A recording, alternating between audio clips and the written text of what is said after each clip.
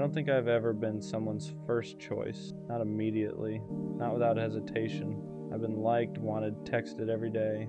But when it came down to it, there was always a pause. Let me think. I'm not sure what I want. The timing isn't right. And you start noticing a pattern. You're good enough to keep around, good enough to talk to, good enough to feel close to, but not good enough to be picked without doubt.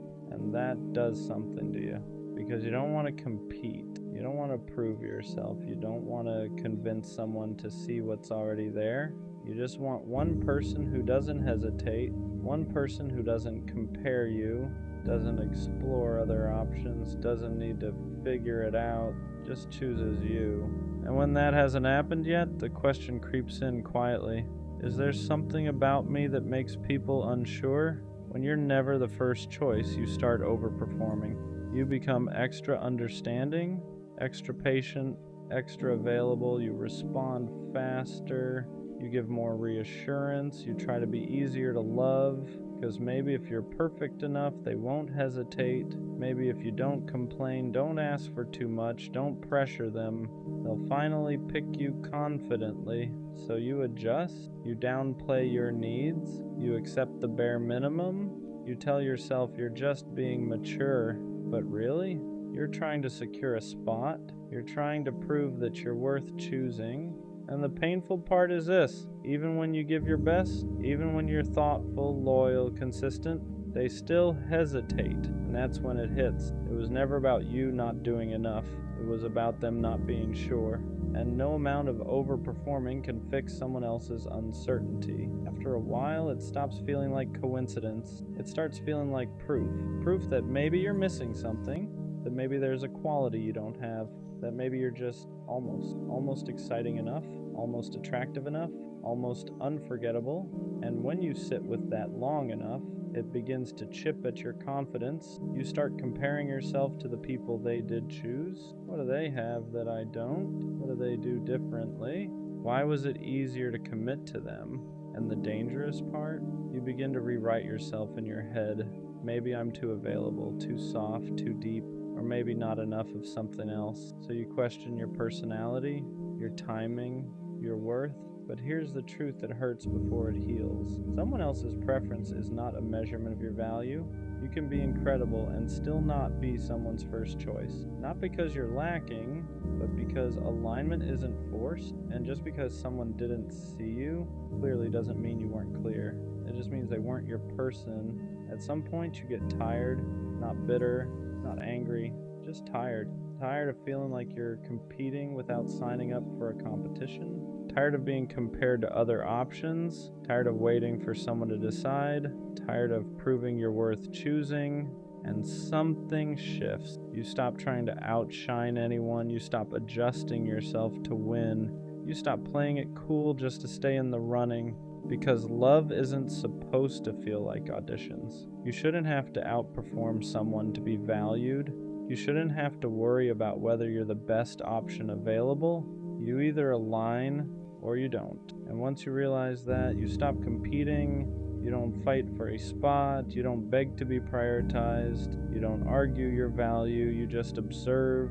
If someone's unsure, that's your answer. Not because you're not enough, but because you refuse to be an option. And the moment you stop competing, you stop feeling small, because you remember something important. You're not here to be the best choice in a lineup. You're here to be the only choice for the right person. The moment you refuse to compete, your standards rise automatically. You stop accepting, let's see where this goes. You stop entertaining mixed signals. You stop tolerating being someone's backup plan. Because if someone has to compare you, they're not aligned with you. It's that simple. You don't need to be better than anyone else. You don't need to win. You don't need to outperform. You just need someone who sees you and doesn't hesitate. And once you decide you're no longer an option, you start moving differently. You don't over-explain. You don't over-give. You don't overstay. If someone's energy feels unsure, you don't chase clarity, you step back, not to play games, not to test them, but because you value yourself enough to not beg for certainty. And here's the truth. The right person won't need alternatives. They won't weigh you against other options. They won't keep you around while exploring. They'll know. And when you finally believe you deserve that kind of clarity, you stop asking, why am I never the first choice? Because you realize you were just giving your energy to people who weren't capable of choosing fully. Being someone's second option was never your identity. It was a season, a pattern you tolerated, a dynamic you accepted, a lesson you hadn't learned yet, but it was never who you are. You weren't born to compete for attention. You weren't designed to be compared. You weren't meant to sit around waiting for someone to decide if you're enough. That was just a chapter, and chapters end. What you thought was rejection was actually redirection. Because imagine being fully chosen by someone who had to debate it. Imagine building something with someone who once hesitated. That foundation would always feel shaky. So maybe not being first protected you from being second in someone's heart. Maybe every time someone paused, it was life removing you from something that wasn't certain. You weren't overlooked, you were misaligned.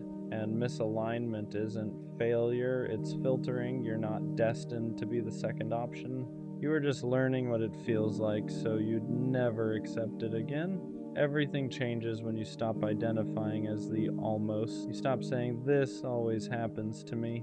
You stop expecting to be overlooked, stop bracing for hesitation, stop assuming you'll be compared, because when you carry the identity of being second, you unconsciously accept second-place behavior. You tolerate inconsistency, you excuse uncertainty, you stay longer than you should, but the moment you decide that's not who you are, your tolerance drops. You don't romanticize mixed signals. You don't wait around for someone to decide. You don't attach yourself to potential. You start moving like someone who expects clarity, and that energy is different.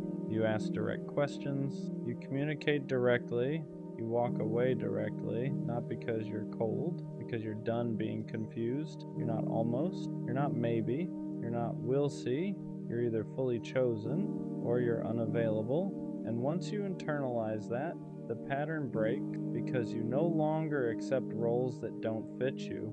Being someone's first choice starts with being confident enough to walk away. Because if you're afraid to lose them, you'll accept almost. You'll accept, I'm not ready. You'll accept, I need time. You'll accept being kept around while they figure it out. Not because you're weak, but because you don't want to lose the connection. But here's the shift. The moment you realize you're okay walking away, you stop settling for hesitation. You stop clinging to potential. You stop negotiating your worth. You stop staying where you feel unsure. And that energy changes everything. You don't threaten to leave. You don't play games. You just won't stay where you're not certain. And when someone feels that, they either step up or they step out. Both are clarity, because being someone's first choice isn't about demanding it. It's about being willing to lose anything that doesn't offer it. And once you're strong enough to walk away from confusion, you stop ending up in it. The right person won't make you question your position. You won't have to decode their text. You won't have to wonder where you stand. You won't have to compete with silence. When someone is sure about you, it shows in consistency, in effort, in how they talk about you, in how they prioritize you. There's no gray area, and that's what you've been missing. Not love, not attraction, not chemistry, clarity. Because every time you felt like you weren't the first choice, it wasn't because you lacked something, it was because the situation lacked certainty. The right connection won't feel like a tryout. It won't feel like you're waiting for results. It won't feel like you're one option among many. It will feel stable, secure, intentional. And when you experience that, you'll realize something important. You were never asking for too much. You were just asking the wrong people. So why was I never the first choice? The truth, because I was entertaining people who weren't capable of choosing fully. It was never about my worth, never about me lacking something. Never about me being second best. It was about alignment. I was trying to be first in rooms where I was only an option. And once I stopped accepting that role, everything changed. I don't compete anymore. I don't overperform. I don't wait to be picked. If someone hesitates, I step back. If someone compares, I remove myself. If someone isn't sure, I let them find certainty somewhere else. Because I finally understand something. The right person won't struggle to choose me. They won't need alternatives. They won't need time to decide if I'm enough. They won't treat me like a possibility. They'll treat me like a decision. And until that shows up, I'm not missing out. I'm filtering. So I'm done asking, why am I never the first choice? Now the question is simpler. If I'm not your first choice, why are you still an option for me?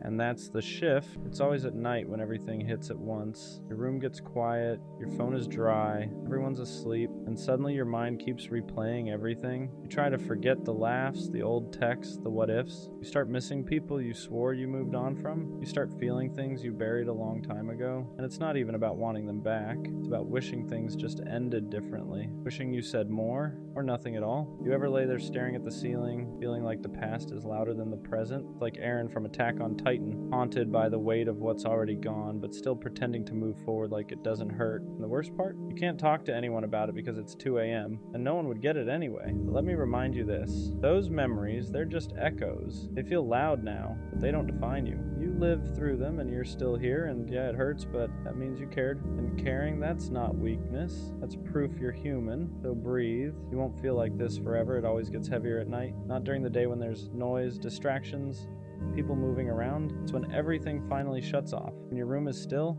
your phone hasn't buzzed in hours, and the world feels like it forgot about you. That's when your thoughts stop waiting their turn. Your mind starts pulling things out of storage you didn't ask for. Old conversations, screenshots you never deleted, moments you thought you were over until they show up uninvited. You tell yourself you've moved on, and maybe you have. Moving on doesn't mean forgetting. It just means learning how to live with what still lingers. You don't even want them back. That's the confusing part. You just wish things had ended cleaner, wish you explained yourself better, or maybe wish you stayed quiet instead of saying too much. You replay scenarios that can't be fixed, trying to rewrite endings that are already locked in. You lie there staring at the ceiling, feeling like the past is louder than the life you're living right now, like everything that mattered before is screaming for attention, while the present barely whispers. You wonder why it still affects you, why it still sneaks up on you when you thought you were stronger than this. And the worst part is the timing. It's too late to text anyone, too late to explain how heavy your chest feels, too late to ask for reassurance without feeling dramatic. So you just sit with it, alone, letting it hit you in waves. It's like carrying something invisible all day, and at night you finally feel the full weight of it. You act fine, you move forward, but inside, there's still grief for versions of life that never happened, for people who changed, for moments that ended before you were ready. But here's what matters. Those memories aren't commands, they're echoes. They sound loud in the quiet, but they don't control where you're going. They don't erase the fact that you survived them. They don't cancel the future you haven't lived yet. If it hurts, that doesn't mean you're weak. It means you felt deeply. It means something mattered to you. And caring isn't something to be ashamed of even when it leaves scars. So breathe. Let the night pass. You won't always feel like this, and one day the quiet won't feel so heavy anymore. There's a certain kind of loneliness that only shows up at night. Not the kind that comes from being alone, but the kind that comes from remembering when you weren't, when someone used to be a constant, a voice you could reach for without thinking, a presence that made the quiet feel safe instead of heavy. At night you realize how much space they used to fill. Now that space just exists, unoccupied, untouched. You don't want to fill it with anyone else because it doesn't feel right yet. So you sit with it, even though it aches. Your mind starts drifting into the what ifs. What if I had said things differently? What if I stayed quiet instead of reacting? What if I left sooner? What if I tried harder? You run through 100 alternate endings, knowing none of them change reality, but somehow your brain keeps trying anyway. That's the trap of nighttime thinking. It convinces you that if you replay the past enough times, you'll finally find peace in it. But peace doesn't live there anymore. All that's left are lessons and memories, and sometimes even those feel too loud. You start feeling behind in life, like everyone else is moving forward while you're stuck unpacking things you never asked to carry. You scroll through your phone, watching people live, love, laugh, post highlights, and you wonder why your heart feels so heavy when everyone else seems fine. But comparison at night is dangerous. You're seeing everyone else's daylight while you're stuck in your midnight, and that will always feel unfair. What you don't see is how many people are lying awake just like you, staring at ceilings, replaying moments, trying to make peace with things that didn't turn out the way they hoped. You're not broken for feeling this way. You're processing, you're grieving, you're letting go in real time, even if it doesn't feel like it yet. And slowly, very slowly, these nights will change. They won't disappear, but they won't crush you either. The memories will still come, but they won't steal your breath. The quiet will start feeling less empty and more calm. You won't always feel haunted by the past. One night, you'll realize you're thinking about tomorrow instead of yesterday. Eventually, you start noticing that the nights don't hit the same every time. Some nights still hurt, yeah, but other nights feel quieter in a different way. Not empty, just still. And that's when you realize something is slowly shifting inside you, even if you didn't notice it during the day. You begin to understand that missing someone doesn't always mean you want them back. Sometimes it just means they were part of a chapter that mattered. A chapter that shaped you. And endings like that don't disappear quietly. They linger, they echo, not because you're stuck, but because you lived it fully. At night, you start reflecting less on them and more on yourself, on how much you've changed since then, on how certain things you tolerated before you'd never accept now, on how some versions of you had to break so newer ones could exist. And that realization is bittersweet, because growth often comes wrapped in loss. You realize that the pain isn't pointless. It taught you boundaries. It taught you what effort looks like when it's real. It taught you how to spot the difference between attention and intention. Those lessons didn't come cheap. They weren't wasted either. There are still moments when the past creeps in unannounced, and a random thought tightens your chest for a second. But now, you don't spiral the way you used to. You acknowledge it, let it pass. You don't punish yourself for remembering. You don't shame yourself for caring, and that's progress. You stop asking, why did this happen to me?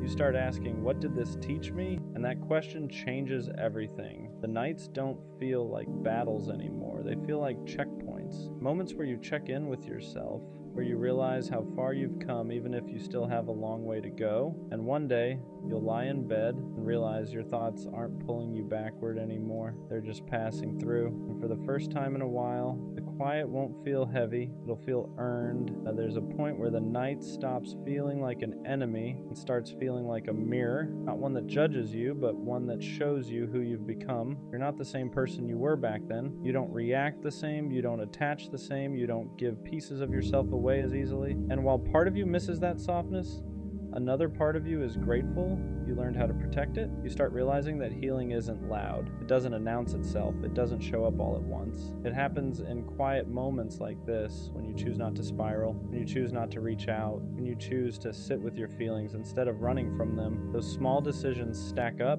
even if it doesn't feel like it yet. Some nights you'll still feel that ache, that sense of loss, but it won't feel like panic anymore. It'll feel like a reminder that you loved something real, reminder that you're capable of depth. And instead of breaking you, that thought will start to ground you. You'll also start noticing how much space you've created. Space in your mind, space in your heart, space in your life. At first, that space felt terrifying, like something was missing. Now it starts to feel like potential, like room for something healthier, something calmer, something that doesn't require you to lose sleep just to feel secure. You begin trusting yourself again, trusting that you can handle whatever comes next, trusting that even if something ends, you won't fall apart the way you once did. You've already proven that to yourself night after night just by getting through. And that's the part people don't see. They don't see the growth that happens in silence. They don't see the strength it takes to sit with your thoughts and still choose to move forward. But you know, and that's enough. The night won't always feel like this. One day it'll just be night. No wait, no replay, just rest. At some point, you stop fighting the memories when they show up. You don't chase them, but you don't shove them away either. You let them pass through like background noise instead of letting them take over the whole room. That's when you realize you're not healing by force anymore. You're healing by acceptance. You accept that some nights will still feel heavier than others, that certain dates, certain places, certain songs will still stir something inside you. But now, those moments don't define your entire mood. Don't steal the whole night. They're just moments, and moments pass. You also start understanding that the past isn't trying to pull you back, just reminding you that you lived, that you felt something real, that you weren't numb, and there's something powerful about that, because numbness is easy. Feeling is brave. You stop asking yourself if you'll ever fully move on. That question slowly loses importance. Instead, you start asking, am I okay right now? And most nights, the answer becomes yes. Not perfect, not amazing, but okay. And that's enough. You notice how your thoughts begin drifting toward things ahead of you. Plans, goals, small things you're looking forward to. First, it surprises you. Like, when did my mind start doing this? But that's how healing works. It sneaks up on you, one quiet night at a time. And even when the past visits, it doesn't feel like a threat anymore. It feels like a chapter you've already read, one that mattered, one that changed you, not one you need to reread every night to understand. You're learning how to rest without carrying everything with you, how to sleep without replaying endings, how to let the present exist without being overshadowed by what's already gone, and that's progress.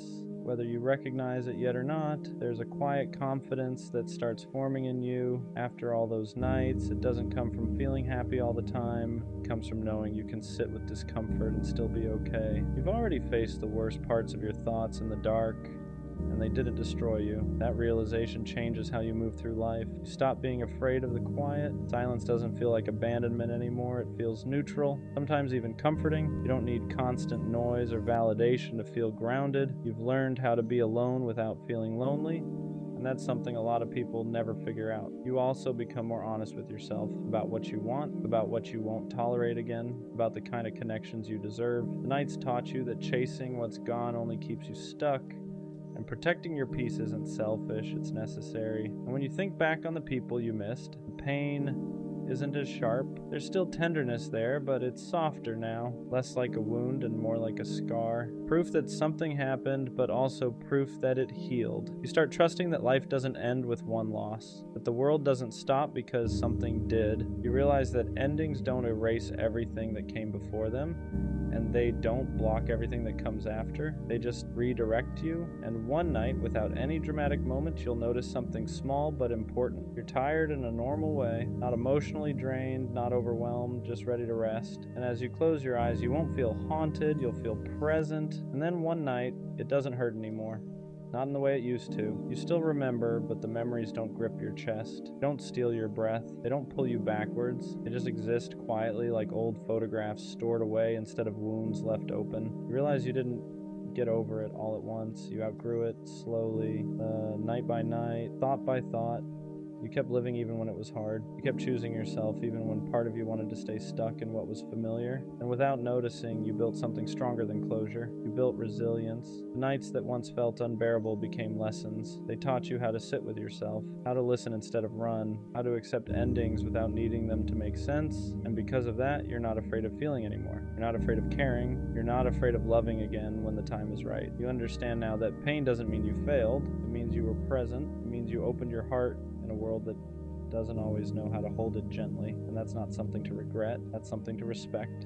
Past no longer defines you, it informs you, it shaped you, but it doesn't own you. You carry it with wisdom now, not weight. And the quiet you once feared, it's become peace. So if tonight feels heavy, remember this. You won't always feel like this. You are moving forward even when it doesn't feel obvious. And one day, you'll look back at these nights and realize they didn't break you. They built you. Maybe I'm not hard to love. Maybe I'm just not someone people stay for. Because they come close, they get attached, they say they care, they act invested, and then something shifts. They pull back. They get unsure, they choose easier. And after it happens enough times, you stop blaming timing. You start blaming yourself. You start wondering if you're good for the moment, but not for the long term. If you're exciting, but not secure. If you're lovable, but not keepable. And that thought sits heavy because being left doesn't just hurt your heart, it makes you question your value. When almost relationships keep happening, your brain starts building a story, a quiet one. It says, people like you, but they don't stay. And once that narrative forms, everything starts filtering through it. If someone takes longer to reply, you assume they're losing interest. If someone pulls back slightly, you assume it's the beginning of the end. Because you've seen this pattern before, you've felt the slow fade, the shift in tone, the subtle detachment. So now even when something feels good, you brace yourself. Not because you're negative, because you're tired of being surprised. And the scary part, you start expecting abandonment before it even happens. You hold back. You don't get too excited. You don't fully relax because deep down, you're preparing for them to leave. Not because you're unlovable, but because repetition turned into belief. Fully relax into the connection. Because fully relax into the connection. Because what's the point if it's temporary anyway? You become hyper-aware, watching for changes, tracking energy shifts, reading into silence, and sometimes, without realizing it, you create distance first. You pull back slightly, you act less invested, you test their consistency, not to play games, but to protect yourself, because if they're gonna leave, you'd rather see it coming. But here's the hard truth. When you show up guarded, you don't give love the chance to feel safe. Not because you're toxic, not because you're difficult, but because you're tired of being surprised, tired of being left, tired of being the one who cares more. So you half show up, and then when it ends, it feels like confirmation. See? They left again. But maybe it's not that you're someone people don't stay for. Maybe it's that you're still healing from the last time they didn't. There's a difference between being left and choosing people who were never built to stay. That's the part we don't always see, because when someone walks away, it feels personal. It feels like they evaluated you and decided you weren't enough. But look closer. Were they consistent from the start? Were they clear about their intentions? Were they emotionally available or just present? Sometimes the pattern isn't that you're not worth staying for.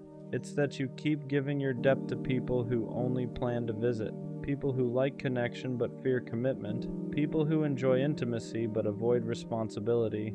And when they leave, it reinforces the narrative.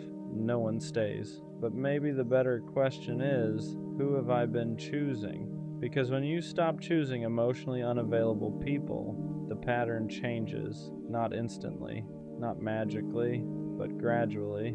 You realize you were never hard to stay for, you were just staying with people who were temporary. At some point, you stop chasing permanence, you stop trying to lock something in before it's solid, stop over-investing just to make it last, stop forcing potential into commitment because you realize something. You can't convince someone to stay. You can't love someone into being ready. You can't perform your way into permanence. So instead of gripping tighter, you loosen your hold. You let people show you who they are. You stop rushing labels. Stop fantasizing futures before foundations exist. And something interesting happens when you're no longer desperate for someone to stay. You start attracting people who actually want to. Because permanence isn't built through pressure, it's built through alignment. You don't chase it, you allow it. And when someone stays without being forced, without being convinced, without being chased, it feels different. Not fragile, not uncertain, just steady. At some point, the fear shifts. It stops being, they're going to leave, and becomes, if they do, I'll be okay. That's confidence, not the loud kind, not the I don't care kind. The steady kind. You stop gripping so tightly. You stop overanalyzing every shift. You stop trying to secure permanence too early, because you know this. If someone stays, it's because they want to, not because you convinced them, not because you performed perfectly, not because you minimized yourself. And if they leave, it doesn't collapse your identity. It doesn't confirm you're unworthy. It just confirms they weren't aligned. You're not scared of people leaving anymore. You're more concerned with whether they're capable of staying. And that's different, because now you're not auditioning, you're observing. And the people who are meant to stay, they won't need to be chased. They won't need to be monitored. They won't need to be reminded. They'll just stay. Being someone people stay for starts with staying true to yourself first, because when you abandon yourself to keep someone else, you teach them that you'll tolerate instability. You over-adjust, over-forgive, overextend. You bend your boundaries so they don't feel pressured. You silence your needs so they don't feel overwhelmed. And slowly, you're the one disappearing. But here's the shift. The more you stay grounded in who you are, the less you attract people who only plan to pass through. When you communicate clearly, when you hold your standards calmly, when you don't chase mixed signals, the wrong people leave faster. And that's not loss, that's filtering. You don't become someone people stay for by shrinking yourself into convenience. You become that by being steady in your worth. The right person won't stay because you made it easy. They'll stay because they respect what you stand on. The right love doesn't feel like survival. It doesn't feel like holding your breath. It doesn't feel like waiting for the other shoe to drop. It doesn't feel like constantly proving you're worth keeping.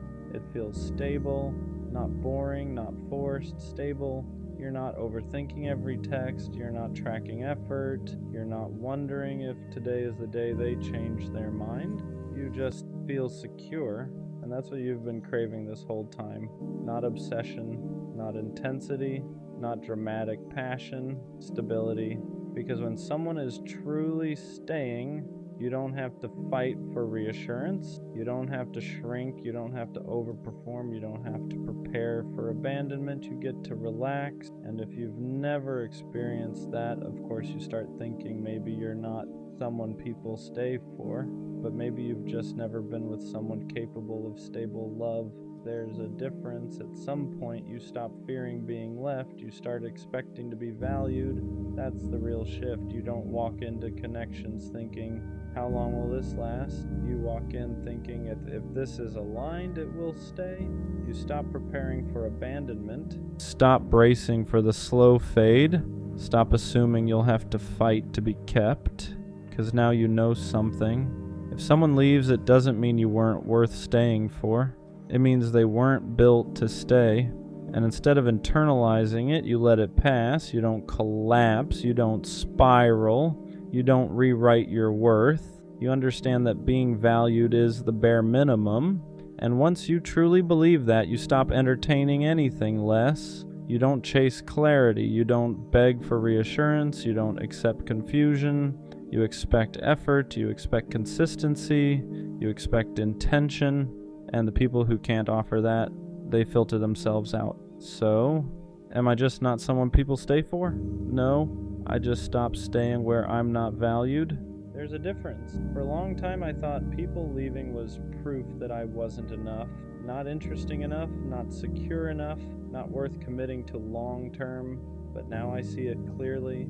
The wrong people didn't stay because they were never meant to build. They were meant to teach. Teach me what inconsistency feels like. Teach me what mixed signals look like. Teach me what I will never accept again. And once you learn that, you stop chasing permanence. You stop trying to be easier. You stop overproving. You stop bending yourself into something digestible, because you realize this. You are absolutely someone people stay for. Just not people who are unsure, not people who love halfway, not people who need options. The right person won't need convincing. They won't need time to decide your worth. They won't feel overwhelmed by your depth. They'll feel steady. And this time, if someone leaves, you won't question your value. You'll question their capacity, because you're no longer asking, well, why don't people stay? You're asking, are they capable of staying at my level? And that's the shift. You keep ignoring the red flags because all you want is love, not peace, not respect, not consistency, just love. You see the signs, you see the unanswered calls, the constant busy, the way you're always an option, never a priority. And instead of asking why it hurts, you ask how to endure it. You tell yourself it's patience, that it's loyalty, that love means staying even when it costs you. But let's be honest, she doesn't check on you. She doesn't consider your feelings. She doesn't show up the way you do. And you know that. You just don't want to face what it says about you for staying. So here's the real question you've been avoiding. How much do you actually love yourself? Because when you stay in situations that keep hurting you, when you keep accepting disrespect just to feel close to someone, that's not love. That's neglect. If you truly loved yourself, you wouldn't keep choosing pain just to feel wanted. You wouldn't keep lowering your standards to keep someone around who clearly isn't choosing you back. But you don't protect yourself, you sacrifice yourself, because being alone scares you more than being hurt. And that's why you accept the bare minimum. That's why you stay in toxic cycles. That's why you confuse attachment with love. You're not holding on because it's good for you. You're holding on because it's the only version of love you think you deserve. And that's the lie. You don't need someone else to complete you. What you actually need is to stop outsourcing your worth. Because the moment you start loving yourself, really loving yourself, You stop begging for attention. You stop tolerating disrespect. You stop calling pain connection. You stop chasing people who only show up halfway. Self-love doesn't make you selfish. It makes you unavailable to anything that keeps breaking you. And until you learn that, you'll keep calling suffering love and calling survival loyalty. You are worth more than crumbs. You are worth more than confusion. You are worth more than being an option. But no one can convince you of that until you decide to believe it yourself. Here's the truth you keep avoiding. You don't stay because you don't see the red flags. You stay because you think leaving means nobody else will love you, so you make excuses. She's busy. She's going through stuff. She just doesn't show love the same way. But effort isn't a love language. It's a choice. And when someone keeps choosing not to show up for you, that's not confusion, that's clarity. You're not being patient. You're being hopeful in a place that's already shown you who it is. You keep giving grace to people who wouldn't give you the same. You keep explaining your pain to someone who already decided it wasn't important enough to change. And every time you stay, you send yourself a message. My feelings come second. My needs are optional. This is the best I can get. That's not love. That's self-betrayal. You think walking away means losing them, but what you're really losing right now is respect for yourself, because someone who values you doesn't make you question your worth. They don't make you beg for consistency. They don't disappear and call it space. And the reason this keeps happening isn't because you love too hard. It's because you don't love yourself hard enough to leave when you should. The moment you start choosing yourself, red flags stop looking like obstacles and start looking like exits. And exits aren't failures, they're protection. Ignoring red flags doesn't just hurt you once, it trains people how to treat you. Every time you stay after disrespect, you teach them you'll tolerate it. Every time you forgive without change, you show them your boundaries don't mean much, and they adjust accordingly. They respond less. They try less, they care just enough to keep you around, but never enough to show up fully. Because why would they? You already proved you'll stay without effort. You think you're being understanding, but what you're really doing is normalizing behavior that shouldn't have access to you. You answer late replies immediately. You accept apologies without accountability. You let patterns repeat because you're afraid of starting over, and slowly, your standards drop while their comfort rises. That's the trade you're making. You're giving someone emotional safety while you live in emotional uncertainty. And the worst part? You start blaming yourself. You tell yourself you're asking for too much, that you're sensitive, that this is just how relationships are. But healthy love doesn't require endurance. You don't have to survive it. You don't have to fight for basic respect. You don't have to convince someone to treat you well. Red flags aren't challenges to overcome. They're warnings to listen to, and the longer you ignore them, the harder it becomes to remember what being valued even feels like. The pattern doesn't break when they change, it breaks when you do. The reason you keep ignoring red flags is because you confuse attachment with love. Love feels steady, attachment feels urgent. Love doesn't make you anxious. Attachment keeps you checking your phone, replaying conversations, wondering where you stand, and you call that passion. But what you're really feeling is fear. Fear of being replaced, fear of not being enough, fear that if you don't hold on tight, you'll be forgotten. So you cling, you stay when you should leave, you wait when there's nothing coming. You accept excuses because they're easier than facing the truth. That truth being, someone who wants you won't make you feel optional. Attachment makes you chase because it needs reassurance. Love doesn't chase, it meets. And until you learn the difference, every red flag will feel like something you just need to work through. You'll keep calling distance space, disrespect miscommunication, inconsistency timing, but your body already knows that tight feeling in your chest, that constant unease, that feeling of giving more than you're getting. That's not love warning you to try harder. That's your self-respect telling you to stop. You don't need clearer signs. You don't need closure. You don't need one more conversation.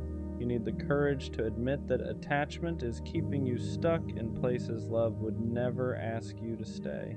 Walking away feels harder than staying because staying lets you avoid the truth.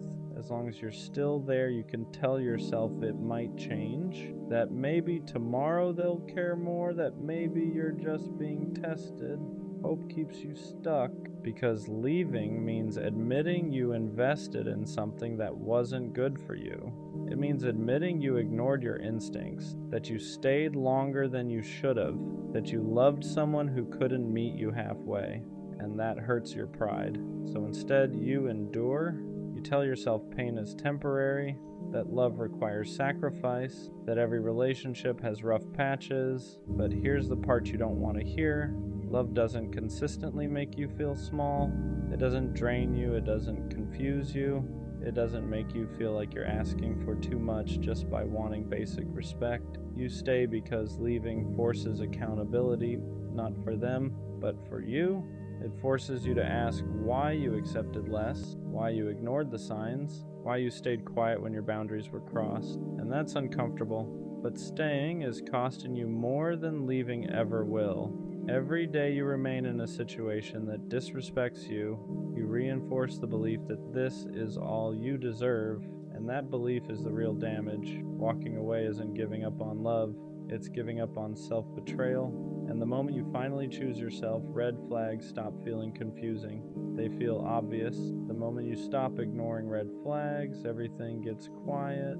No chaos, no anxiety spikes, no constant checking to see if someone still wants you. And at first, that silence feels uncomfortable because you're used to confusion, used to emotional ups and downs, used to love feeling like something you have to manage. So when you finally walk away, your brain starts questioning you.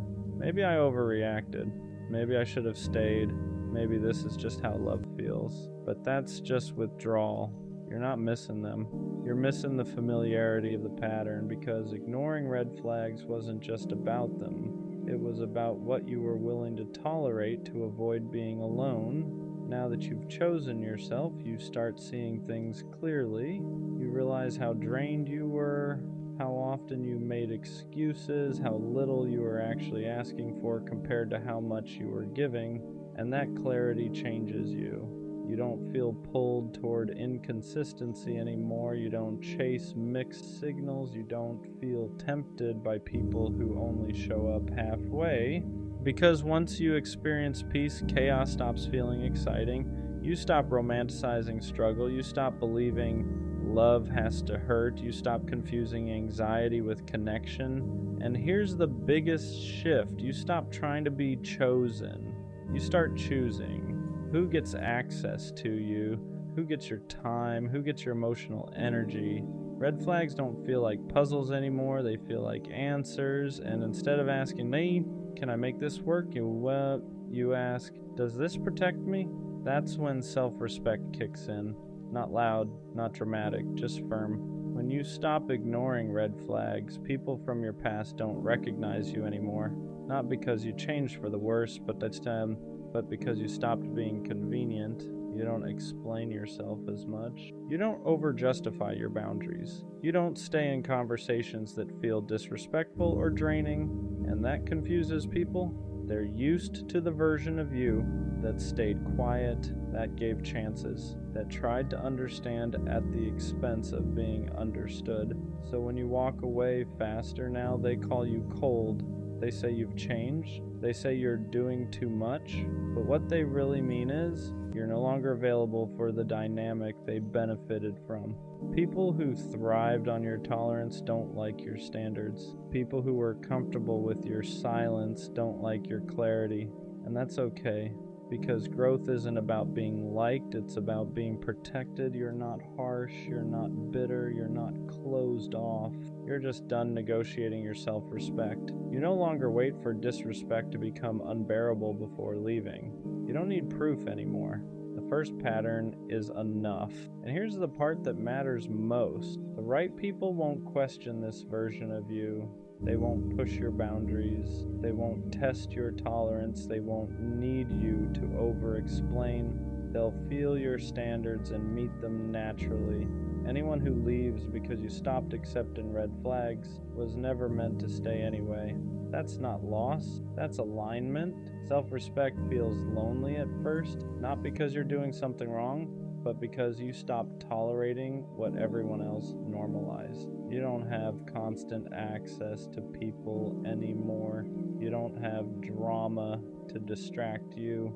You don't have half connections keeping you entertained. And that quiet can feel heavy, because for a long time, chaos made you feel needed, inconsistency made you feel chosen, fixing things made you feel valuable.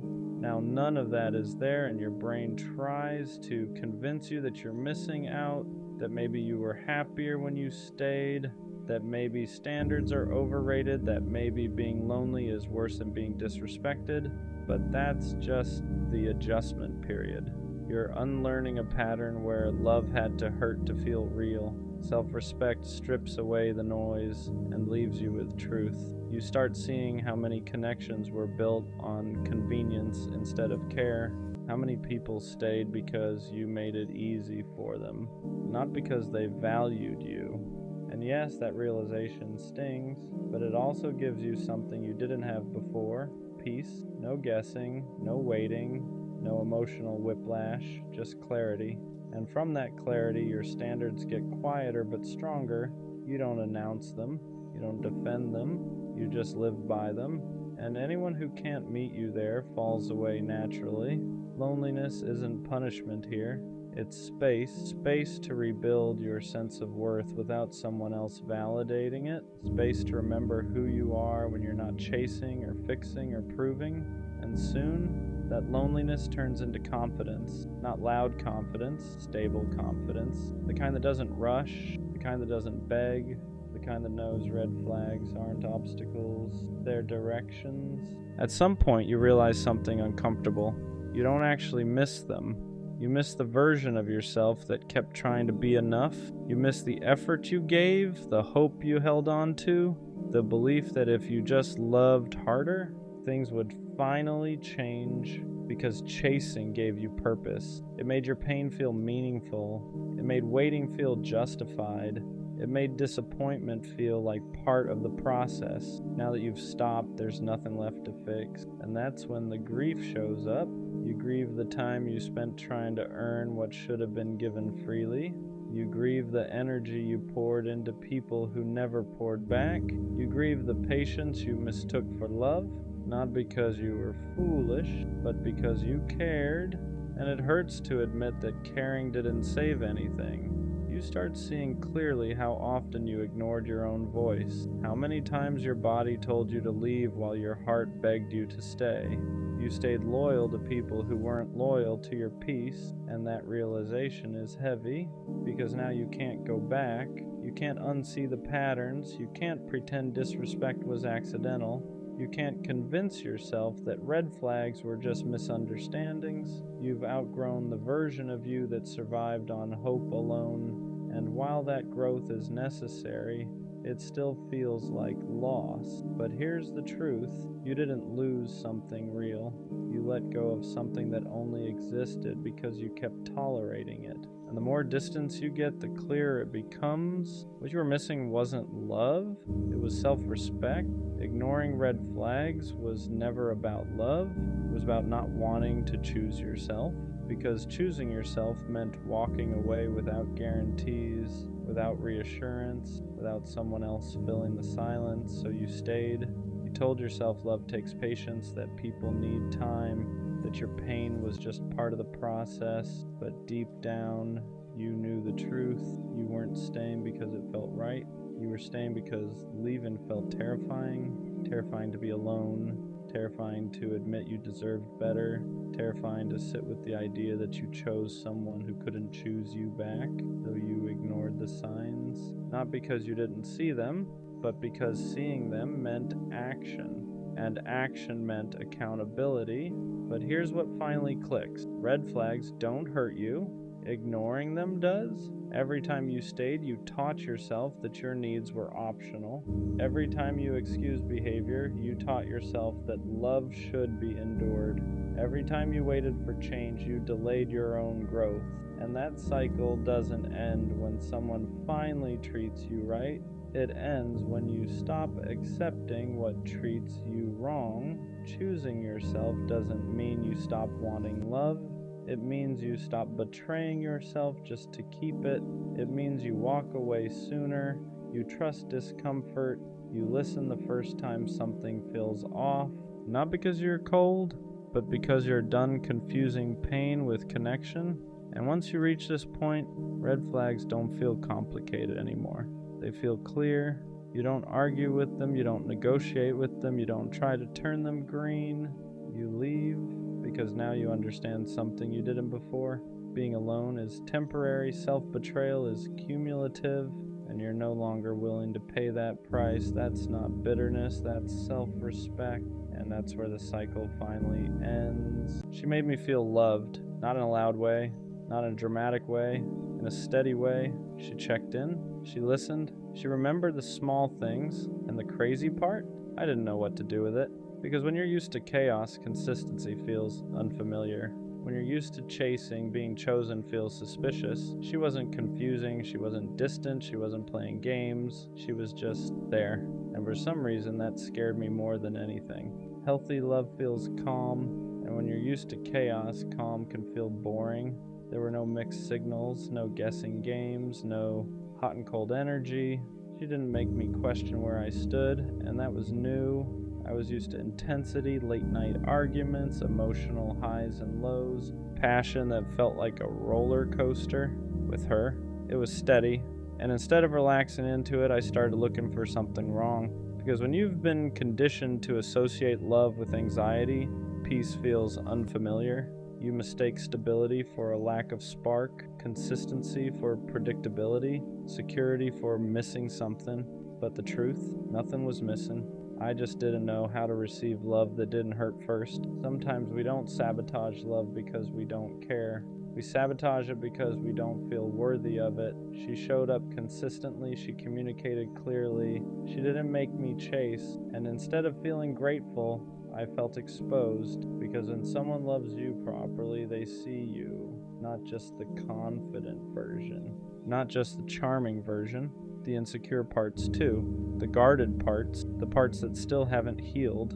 And when you don't fully love yourself, being loved deeply feels uncomfortable. You start thinking, what if she realizes I'm not as solid as I seem? What if she expects more than I can give? What if I mess this up? So you create distance first, you act unsure, you slow down, you convince yourself the timing isn't right, not because she wasn't enough, but because you didn't feel like you were. I told myself it wasn't the right time, that I needed to focus on myself, that I wasn't in the right headspace, that something felt off, but if I'm being honest, nothing was off. I was just scared of being responsible for something real. Scared of being consistent, scared of not being able to hide behind confusion anymore. Because when someone loves you right, there's no chaos to blame, no mixed signals to point at, no drama to distract you. It's just clarity, and clarity means accountability.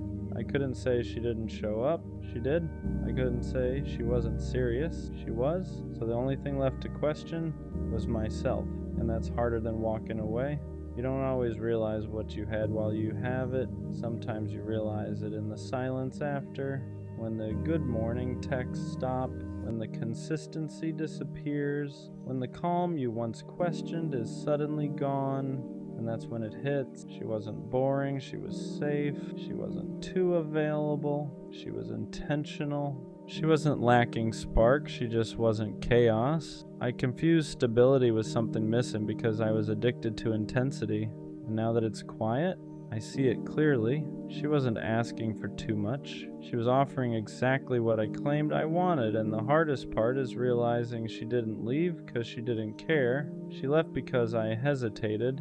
Growth doesn't always happen while you're in something good. Sometimes it happens after you lose it, after the silence, after the distance, after you sit alone with no one to blame but yourself. That's when reflection hits differently. You replay conversations, moments you brushed off, times she asked for reassurance and you gave her half answers, not because you didn't care, but because you weren't mature enough yet to handle something healthy. And the painful part, you've finally become the version of yourself that she needed, clearer, more emotionally aware, more ready, but she's not there anymore. And that's the lesson. Sometimes the right person meets you at the wrong version of yourself, and losing them is what forces you to grow.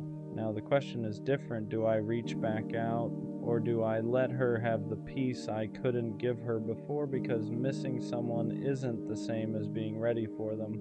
Regret can feel like growth, loneliness can feel like clarity, but are you actually different, or do you just miss how she made you feel?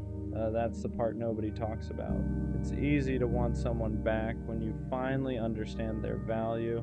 It's harder to admit you might still not be the version they deserve. Reaching out isn't about easing your guilt. It's about being certain you won't repeat the same pattern. Because if she loved you right once, she deserves someone who can love her right back. And if that's finally you, then show up differently. If it's not, let her be loved properly by someone who was ready the first time.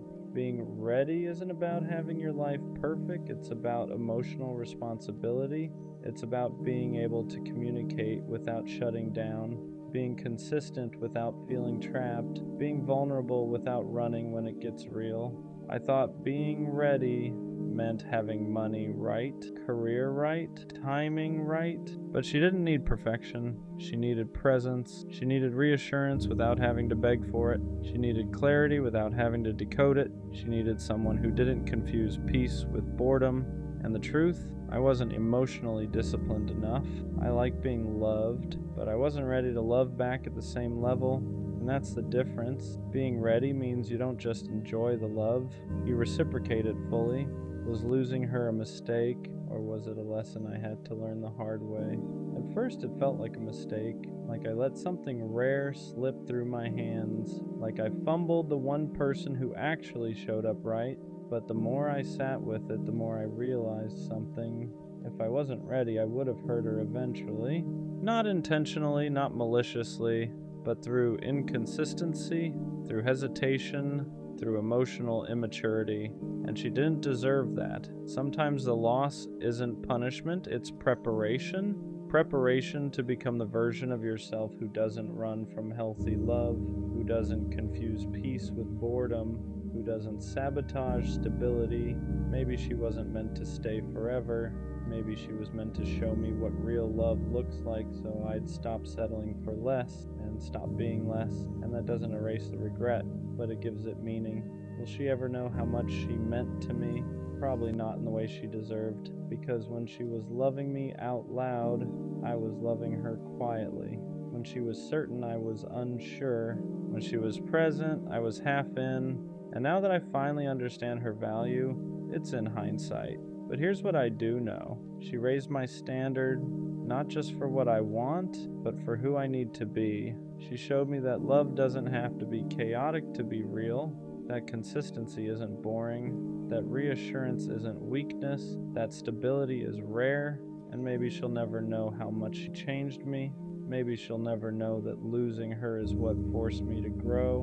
But one day, when I love someone the right way, fully, clearly, consistently, a part of that will be because of her, because she loved me right, even when I wasn't ready, and that's something I'll always respect. For the longest time I thought she loved me, not just liked me, not just enjoyed being around me. I thought she actually loved me, because she talked to me every day, she wanted to know what I was doing, she asked about my life like it mattered to her. And when someone shows you that kind of attention, it's easy to believe the feelings behind it are real. So I believed it.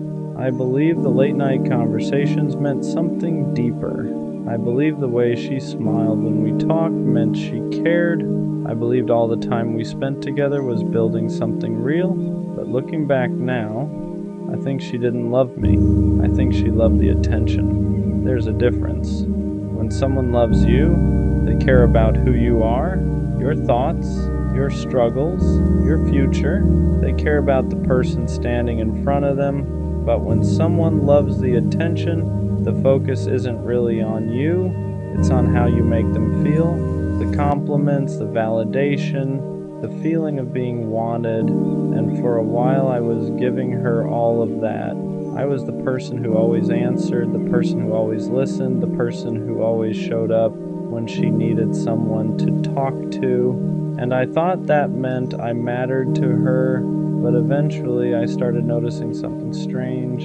Whenever I pulled back, she suddenly came closer. Whenever I stopped giving her attention, she started reaching out again. Not because she missed me, but because she missed the way I made her feel. And that's when something started becoming clear. Maybe she didn't love me the way I thought she did. Maybe she just loved having someone who cared about her that much. Once that thought entered my head, that maybe she didn't love me, maybe she just loved the attention, I started seeing things differently. Moments that once felt meaningful started feeling different. I remembered how often she reached out when she was bored, when she had nothing going on, when she needed someone to talk to. And every time I was there, answering her messages, listening to her problems, giving her reassurance whenever she doubted herself. At the time, I thought that's what love looked like. Two people being there for each other. But when I really looked at it honestly, something felt uneven. Because when she needed attention, I was always available. But when I needed support, it didn't always feel the same. Sometimes she would disappear. Sometimes the conversation would suddenly end. Sometimes it felt like the connection only existed when she was the one who needed it. And that's when a difficult question started forming in my mind. Was she actually interested in me? Or was she interested in the way I made her feel about herself? Because attention can be addictive. When someone constantly reminds you that you're special, that you're wanted, that someone cares deeply about you, it feels good, really good. And some people don't fall in love with the person giving them that feeling. They fall in love with the feeling itself, the validation, the reassurance, the comfort of knowing someone is always there. And I think that's what I was to her. Not a partner, not someone she truly wanted to build something with, but someone who gave her a constant source of emotional attention. And the moment I started seeing that pattern, everything began to make more sense. The more I thought about it, the more patterns started standing out. Because when someone actually loves you, their presence in your life is consistent. They don't only show up when they need something. They don't only reach out when they're bored. They don't only care when the attention is focused on them. But with her, the connection always seemed to revolve around how she felt. If she had a bad day, I was the first person she called. If she felt insecure, I was the one reminding her how amazing she was. If she needed someone to listen, I was always there. And at the time, I thought that meant I was important to her. But eventually, I noticed something uncomfortable. When I had a bad day, she wasn't always there the same way. When I needed reassurance, the conversation would shift quickly. When I tried to open up about my own struggles, it didn't always hold her attention for long. And that's when it started feeling like the relationship wasn't built around us. It was built around her receiving and me giving. And the scary part about that kind of dynamic is you don't notice it right away. Because when you care about someone, giving feels natural. You don't keep score. You don't measure every moment of effort. You just show up because you believe the connection matters. But slowly you start realizing something. You're the one holding most of the emotional weight. You're the one keeping the conversations alive. You're the one making sure the connection doesn't fade. And when you stop doing that, everything changes. That's when the real truth shows itself. Because the moment I stopped giving her constant attention, something strange happened. She didn't start fighting harder for the connection. She didn't try to understand what changed. Instead, the distance grew. And that's when I realized something that hurt more than the breakup itself. She didn't miss me. She missed the attention I gave her. Realizing that she didn't miss me, she missed the attention, was one of the hardest truths to accept. Because when you care about someone deeply, You don't want to believe that your place in their life was built around something that shallow. You want to believe the connection meant something real, that the conversations mattered, that the time you spent talking late at night actually meant you were building something. But once I started paying attention to the pattern, it became impossible to ignore. Whenever I gave her attention, everything felt great. She was warm, engaged, interested. She would laugh more, reply faster, make it seem like we had this deep connection. But the moment that attention slowed down, everything changed. Suddenly the conversations felt shorter, the interest faded, the energy shifted, and that's when it finally clicked. Her feelings weren't connected to me. They were connected to the attention I was giving her. Because when someone loves you, their connection doesn't disappear just because the attention changes. But when someone loves the attention, the moment that validation slows down, so does their interest. And looking back now, that explains everything. Why she would suddenly become distant, why she would come back the moment I stopped reaching out, why the connection always felt strongest when I was the one giving the most. It wasn't love, it was validation, and I was the person supplying it. Once I finally understood that she loved the attention more than she loved me, a lot of things started making sense. For the longest time, I kept wondering why the connection always felt unstable, why some days she seemed completely invested, and other days she felt distant, why the energy between us depended so heavily on how much I was giving. At the time, I thought that was normal. I thought relationships just had ups and downs. But there's a difference between normal ups and downs and a connection that only exists when one person is constantly feeding it. And that's what this was. Whenever I was fully present, texting first, asking about her day, complimenting her, showing that I cared, everything felt good between us. But when I pulled back even slightly, the dynamic changed immediately. The warmth disappeared, the conversation slowed down, and the connection that once felt so strong suddenly felt fragile. That's when it became impossible to ignore what was really happening.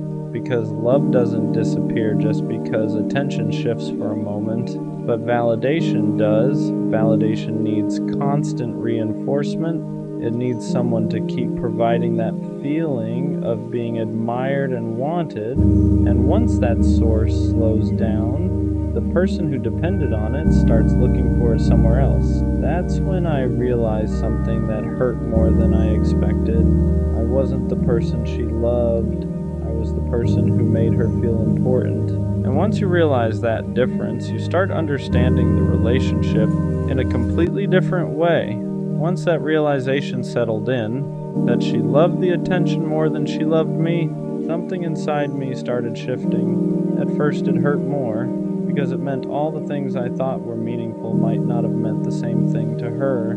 All those long conversations, all the moments where she told me things she said she didn't tell anyone else, all the time she said she appreciated having me in her life. I thought those things meant we were building something real, but now I started seeing them through a different lens. Maybe she didn't say those things because she loved me. Maybe she said them because she loved the feeling of having someone who cared about her that much. And that's a dangerous dynamic, because when someone becomes your main source of validation, it feels powerful. You feel admired, you feel important, you feel like someone is always there to remind you that you matter. But that feeling isn't the same as love. Love cares about the person giving the attention. Validation only cares about the feeling it creates. And the more I thought about it, the more I realized something uncomfortable. Whenever I tried to shift the focus of the relationship, whenever I wanted something deeper, the energy changed. If I asked serious questions about where things were going, if I talked about building something more stable, if I needed emotional support myself, that's when the connection suddenly felt weaker. Almost like the relationship only worked when I was the one giving, not when I needed something back. And that's when the truth became impossible to ignore. The relationship wasn't built on mutual connection. It was built on attention, and I was the one providing it. After I understood that the relationship was built more on attention than love, another uncomfortable truth started showing itself. I wasn't just giving attention, I was maintaining the entire connection. I was the one making sure the conversation didn't die. I was the one checking in first. I was the one asking how she was doing, making sure she felt heard, making sure she felt valued. And at the time, I didn't see that as a problem. When you care about someone, putting in effort feels natural. You don't think about it like a transaction. You think about it like loyalty. But over time, I started noticing something. The relationship only felt alive when I was feeding it. Whenever I stepped back, even a little, everything started fading. The messages slowed down. The energy dropped. The connection that once felt strong suddenly felt fragile. And that's when it hit me.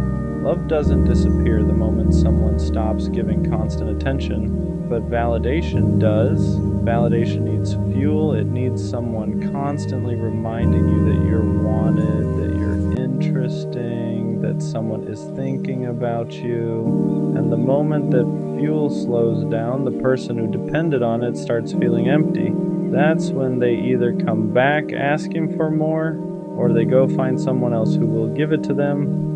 And I think that's what I was to her. Not a partner, not someone she truly wanted to build something with. I was a source of attention, a source of validation, a source of emotional reassurance. And once you realize you were someone's source, not their choice, the whole relationship starts looking different.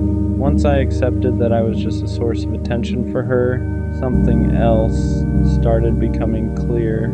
The connection only existed when it benefited her emotionally. Whenever she needed reassurance, I was important. Whenever she felt lonely, I mattered. Whenever she needed someone to remind her that she was attractive, interesting, or worth talking to, suddenly I was the person she wanted to talk to again. But the moment she felt good again, the moment that emotional gap inside her was filled, something would change. The urgency would disappear. The replies would slow down, the energy would fade, and I would sit there wondering what I did wrong. For a long time, I blamed myself for those shifts. I thought maybe I said something wrong. Maybe I wasn't interesting enough. Maybe I didn't keep the excitement alive.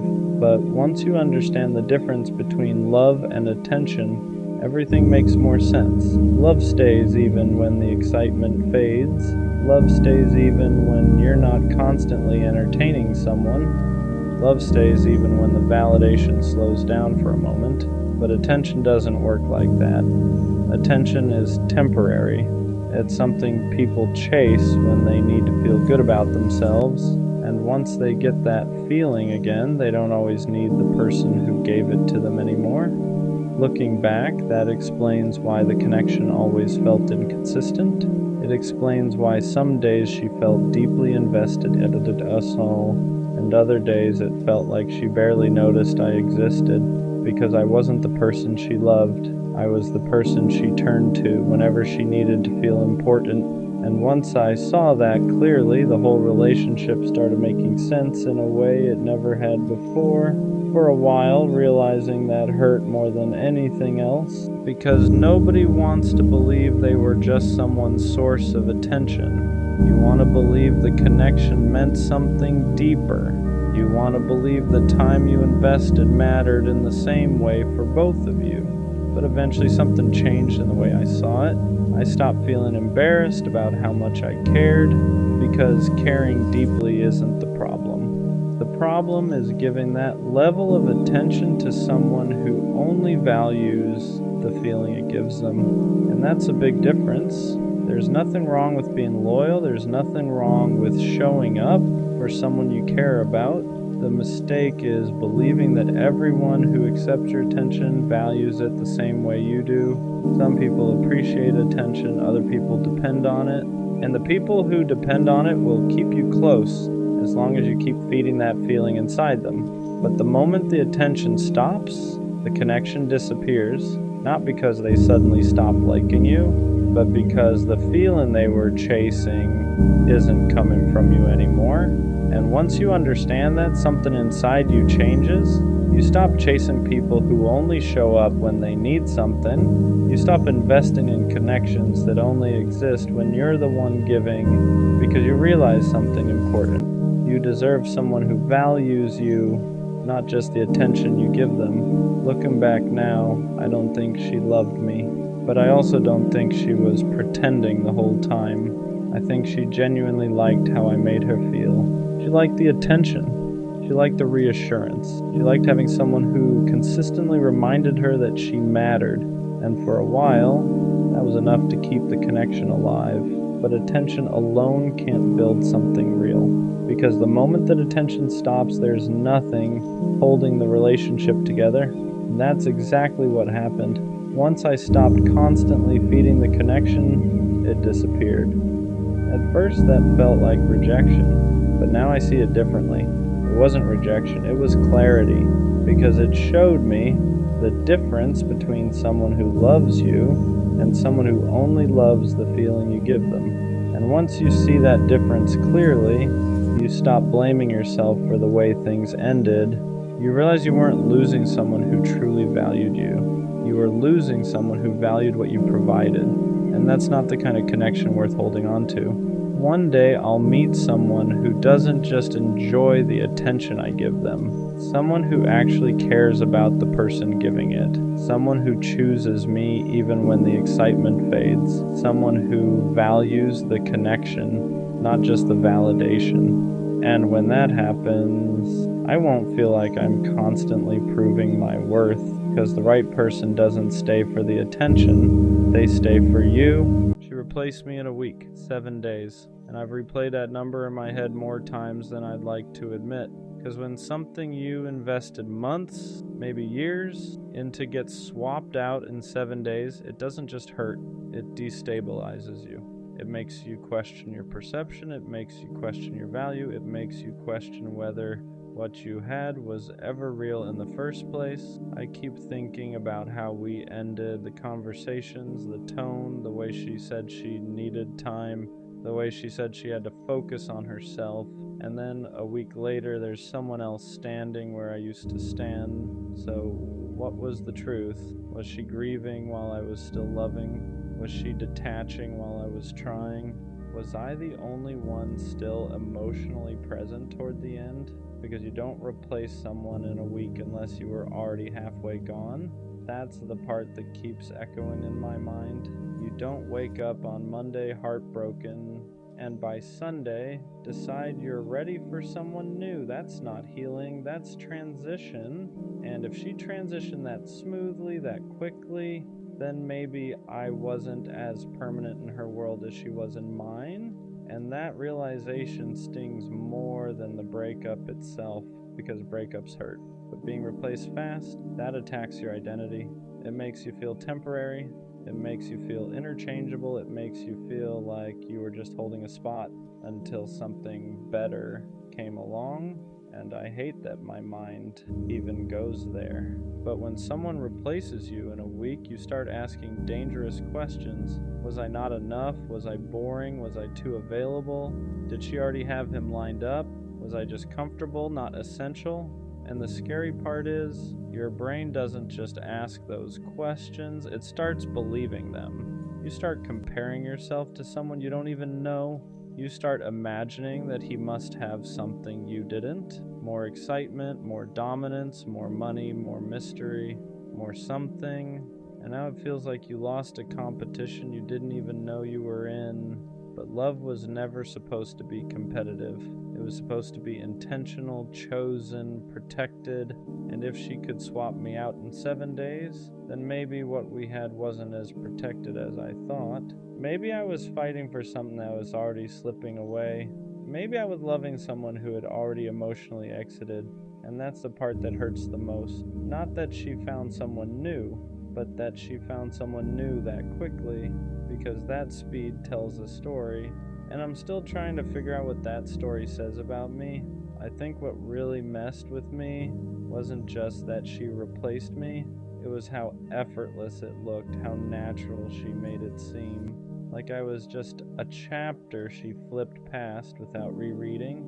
because I'm still here sitting with it, still replaying the last conversations in my head, still wondering if I missed signs, still trying to understand where it actually started falling apart, and she's already smiling next to someone new. That kind of speed doesn't just hurt, it humiliates you. It makes you feel like you were the only one emotionally invested at the end. Like while you were trying to fix it, she was already detaching. Like while you were thinking, we just need time, she was thinking, I need someone else. And the scariest part, I don't know which version of reality is true. Was she already talking to him before we ended?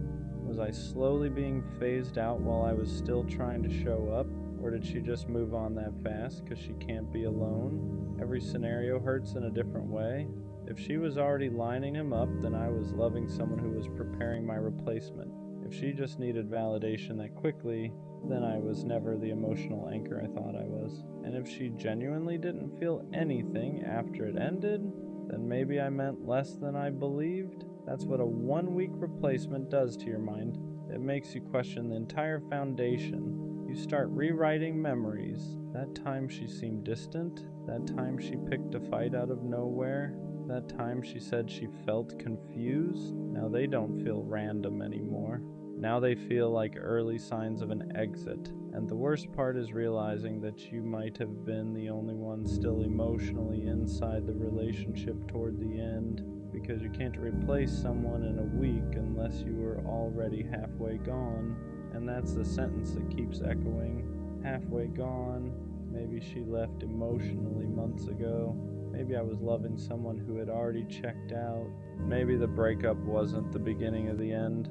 Maybe it was just the announcement, and that realization shifts the pain, because now it's not just heartbreak, it's feeling blindsided, it's feeling like you were operating on outdated information, like you thought you were both building, but she was already packing. And I hate that this makes me question my value, because logically, I know someone moving on fast doesn't define me, but emotionally, it feels like it does. It feels like I was replaceable, interchangeable, temporary, and nobody wants to feel temporary in something they treated as permanent. I keep thinking about how deeply I committed, how I shut down distractions, how I defended her when people doubted us, how I chose her repeatedly. And now it feels like I was the only one guarding something she was willing to trade.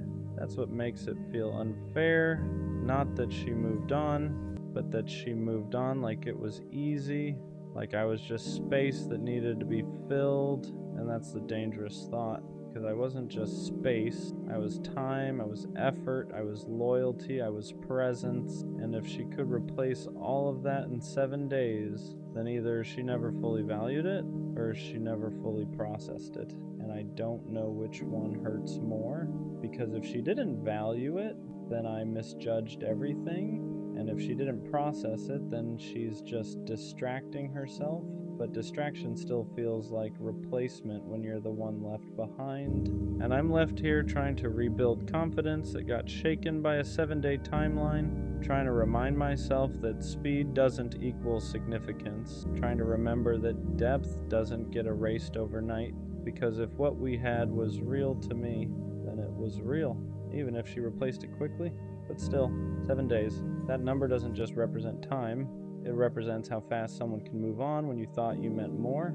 And I'm still trying to figure out what that says about her and what it doesn't say about me.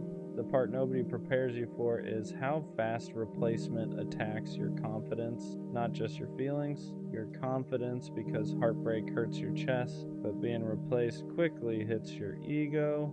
And ego isn't pride, ego is identity. It's how you see yourself. And when someone moves on in a week, your brain starts filling in blanks you never wanted to think about. You start comparing yourself to someone you don't even know. What does he have that I don't? Is he more exciting, more unpredictable, more emotionally unavailable, more dominant, more detached? Did she need someone less steady, less serious, less invested? You start dissecting yourself like you were the problem to be solved. And that's dangerous because now it's not just about her moving on, it's about you feeling like you lost to someone else, like this was a competition, like you were weighed against another option and didn't measure up. But here's the part that doesn't get talked about. If someone can replace you in a week, they didn't replace you. They replaced the role, they replaced the attention, they replaced the space, they replaced the feeling of not being alone, but connection, real connection, that doesn't get swapped that quickly. You can substitute company, you can substitute validation, but you can't duplicate depth overnight. And I have to keep reminding myself of that, because when you see them laughing together, posting together, looking comfortable together, your mind doesn't care about logic. It sees images and it translates them into meaning. They're happier. She upgraded. You weren't enough. But images don't show history. They don't show inside jokes. They don't show late night vulnerability. They don't show how deeply you invested. They show a moment, and moments are easy to manufacture. Depth takes time, and if she replaced me in 7 days, then either she had already emotionally left long before we officially ended, or she doesn't process loss the way I do.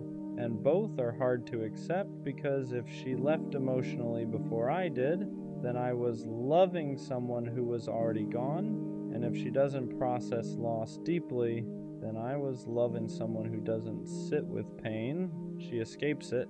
And escape looks like replacement when you're the one grieving. I won't lie though.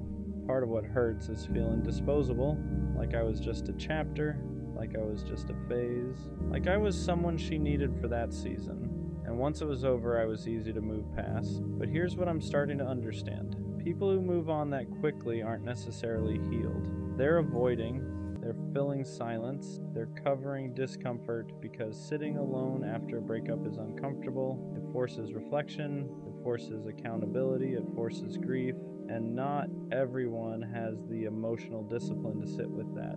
Some people run straight into the next distraction, not because the previous person meant nothing, but because feeling nothing feels easier than feeling everything. And I need to remember that her timeline isn't a measurement of my worth. It's a reflection of her coping style. Still, that doesn't erase the sting, because I'm still here thinking about what we had. Still processing, still grieving, still reconstructing my confidence, and she's already building something new. That imbalance feels unfair, like I'm stuck in emotional traffic while she sped through the exit ramp, and maybe that's the hardest pill to swallow. Not that she found someone else, but that she found someone else while I'm still untangling myself from what we were.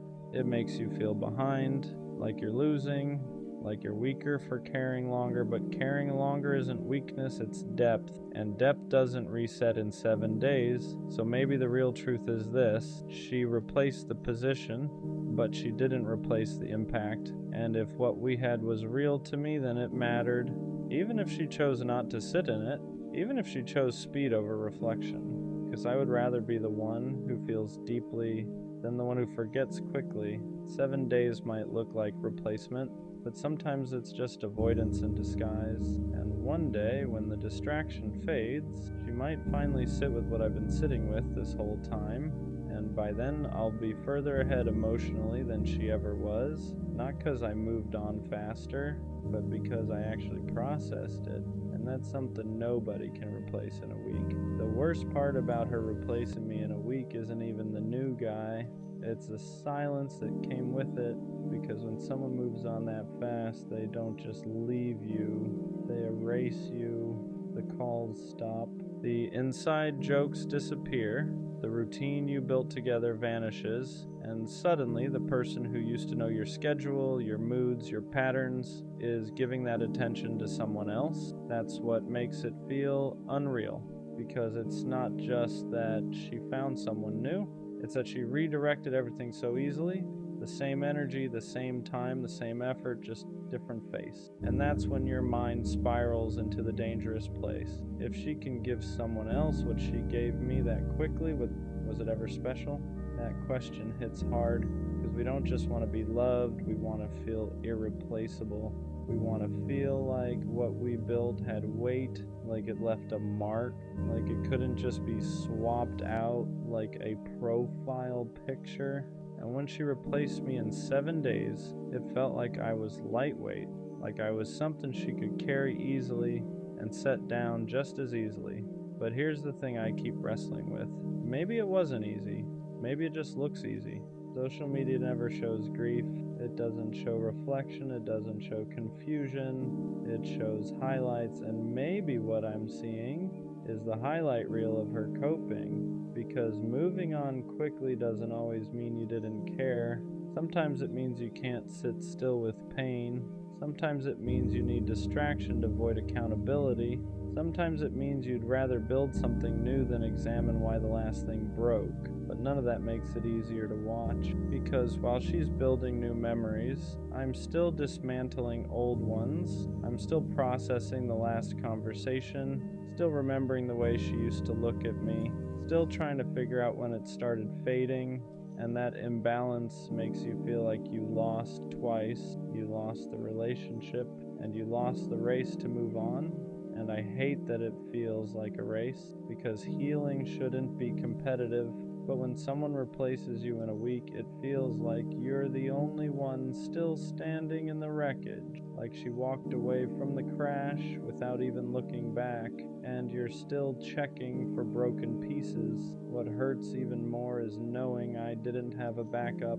I didn't have someone lined up. I didn't have a just in case. When we ended, it was just me in the silence, and I chose to sit in it, not because I wanted to suffer, but because I respect what we had enough to process it properly. So when she jumped into something new that fast, it felt like I was the only one honoring the history, like I was the only one treating it like it mattered. And that's a lonely feeling, to believe something was significant and watch the other person treat it like it was temporary. But maybe the truth is simpler. Maybe she didn't replace me. Maybe she replaced the feeling of being alone. Maybe she replaced the discomfort. Maybe she replaced the emptiness, because some people don't know how to sit with themselves after something ends. They need noise. They need attention.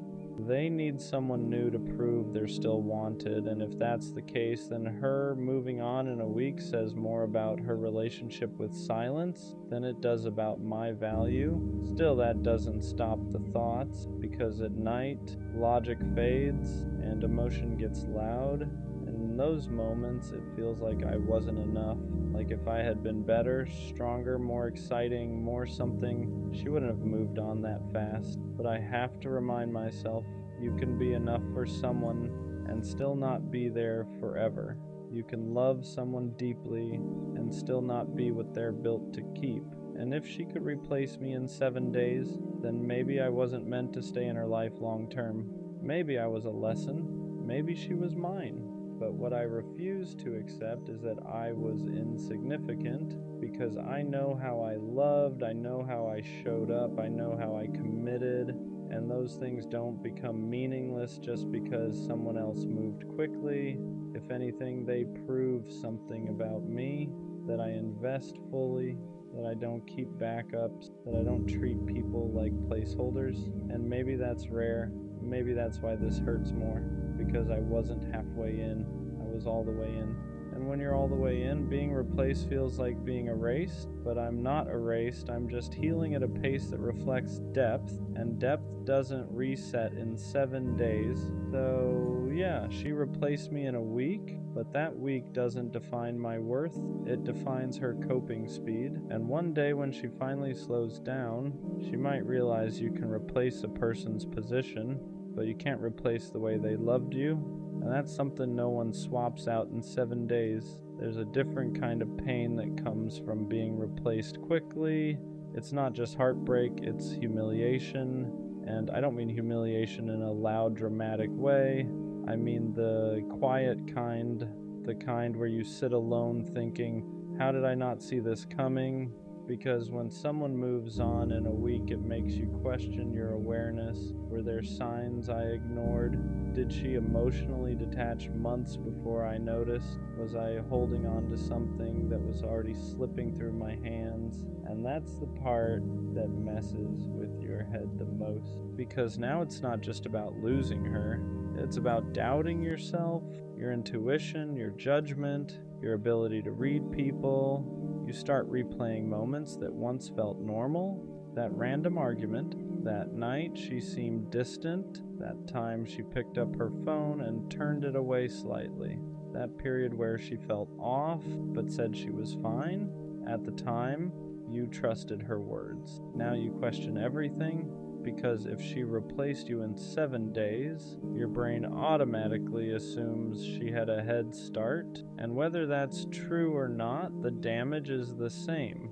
It makes you feel like you were the only one fully in it, like you were the only one fighting for something she had already decided to let go of, and that imbalance feels like betrayal, even if technically it wasn't, because the emotional timing didn't match. You were still invested, she was already transitioning, and that creates this gap, a painful one, where you're grieving something she already processed, or avoided, or replaced, and it makes you feel late, like you're the last one to realize the relationship was over, and I hate that feeling, because I don't like feeling behind. I don't like feeling like I was operating with outdated information. I don't like feeling like I was loving someone who had already emotionally packed their bags, but maybe that's the reality. Maybe the breakup wasn't the beginning of her detachment. Maybe it was the end of it. Maybe she had already done her grieving while I was still trying to fix things. And that realization hurts in a different way. Because now it's not just that she moved on fast, it's that she moved on before I even knew we were done. And I'm stuck here wondering when it actually ended. Was it weeks before the breakup? Months? Did she slowly disconnect while I was still showing up? Because that's the part nobody prepares you for. The possibility that you were loving someone who was already halfway gone. And if that's true, then I wasn't replaced in a week. I was replaced long before that. I just didn't know it yet. But here's the thing, I'm slowly starting to understand. Even if she emotionally left before I did, that doesn't make me weak. It doesn't make me naive. It means I was committed. It means I was still trying. It means I was operating in good faith. And I'd rather be the one who stayed genuine than the one who quietly exited without saying it, because I know how I loved. I didn't keep options open. I didn't emotionally detach while pretending everything was fine. I didn't start building something new while something old was still alive. When I was in it fully. And if she replaced me in a week, then that says something about her capacity to detach, not about my capacity to matter. Still, that week will probably always sting, not because of the new guy, but because of what it symbolized. How quickly someone can shift focus, how fast attention can be redirected, how easy it can look to replace what felt permanent. But maybe permanence isn't about how long something lasts, maybe it's about how deeply it was felt. And if I'm still here processing it while she moved on fast, then maybe I was the one who felt it deeper. And that doesn't make me the loser. It makes me the one who actually experienced it. 7 days might have been enough for her to move forward, but it's not enough to erase what I gave. And I refuse to let her timeline rewrite my value, because being replaced quickly hurts, but being genuine never does. There's something else that hurts about being replaced in a week. It makes you question whether you were ever chosen or just convenient, because if someone can transition that smoothly, that fast, it starts to feel like you were just occupying space, like you weren't irreplaceable, like you were temporary comfort. And nobody wants to feel like temporary comfort. I keep thinking about the way she used to look at me. The way she said things like, I don't see myself with anyone else. The way she made it seem like what we had was rare. And now I'm sitting here wondering how rare something can really be if it can be replaced in 7 days. That's what makes it sting. Because rarity isn't supposed to be swappable. Depth isn't supposed to be interchangeable. If something is special, it's supposed to leave a gap when it's gone. but her life doesn't look like there was a gap. It looks filled immediately, and that creates this internal conflict. Was I overestimating my importance? Did I romanticize something that was lighter to her than it was to me? Because when you care deeply, you assume the other person feels the same weight. You assume the attachment is mutual. You assume the history matters equally, but being replaced quickly makes you realize something uncomfortable. Not everyone feels at the same depth you do. Some people attach fast and detach faster. Some people build quickly and rebuild quicker. Some people don't see relationships as something sacred. They see them as something seasonal. And maybe that's the difference between us. Maybe I treat connection like something that deserves reverence, and she treats it like something that deserves momentum, because momentum doesn't stop, it just redirects, and that's exactly what she did. She redirected. The same attention, the same affection, the same emotional energy, just different recipient, and that's hard to swallow because it makes you feel like the container didn't matter, just the feeling. But here's the part I'm slowly realizing. If someone can redirect their attachment that fast, then maybe what they were attached to wasn't you. It was the feeling of being with someone. And that's not the same thing.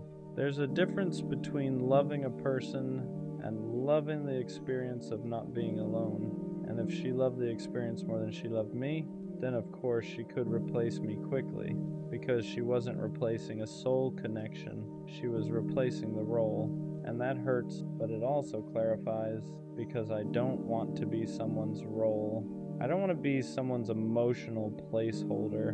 I don't want to be someone's for now.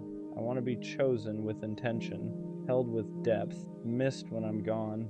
And if she could swap me out in a week, then maybe I wasn't held the way I thought I was. But that doesn't mean I wasn't valuable. It just means she didn't hold me deeply. And those are two different things.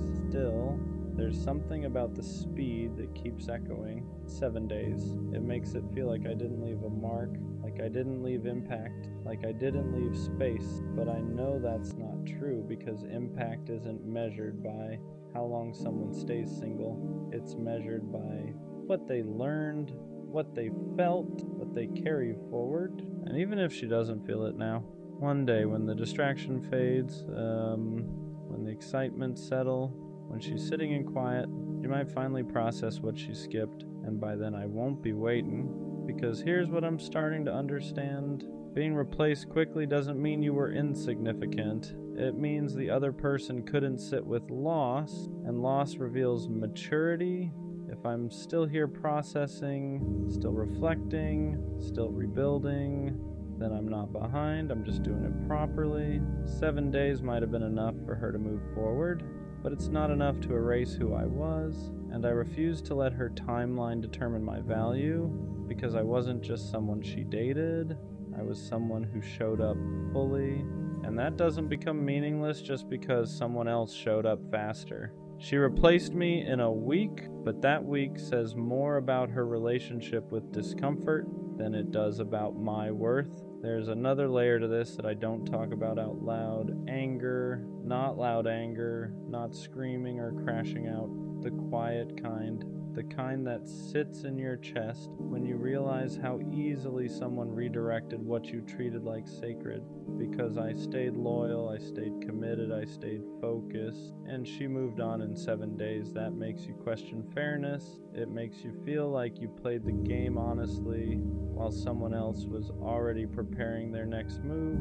And I hate that it feels like a game, because I never approached it like one. When I was with her, I wasn't scanning the room for upgrades, I wasn't entertaining backups, I wasn't lining up options just in case. I was in it, fully, and now I'm sitting here realizing she either wasn't or she detached long before I knew. And that's what builds resentment. The idea that I was emotionally present while she was emotionally preparing. Because now it feels like I was loyal to a version of her that didn't exist anymore, like I was committed to something she had already mentally ended, and that realization stings. But here's where it shifts, because the anger starts turning into clarity.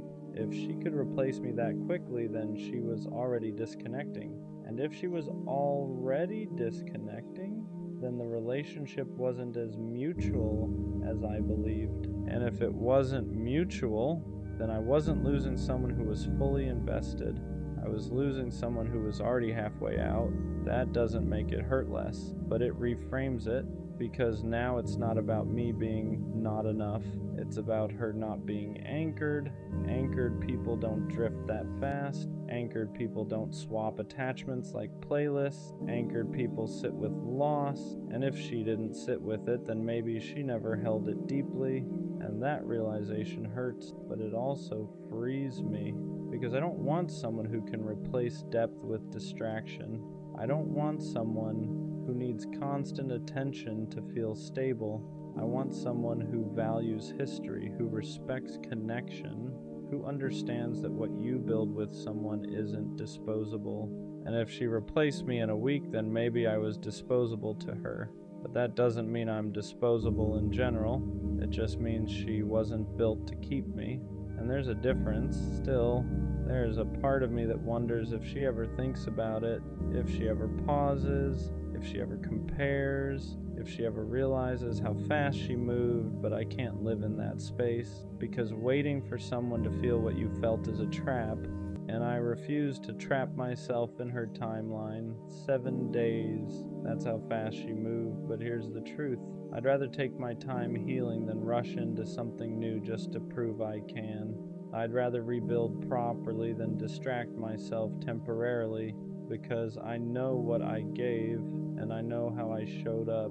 And I know I don't need to rush into something new to validate that. She replaced me in a week, but I'm rebuilding myself at a pace that lasts, and that's not weakness, that's depth. You know what else being replaced in a week does? It makes you question whether you were ever truly seen. Because if someone really sees you, your patterns, your effort, your loyalty, your depth, they don't just slide into something new like you were a temporary rental.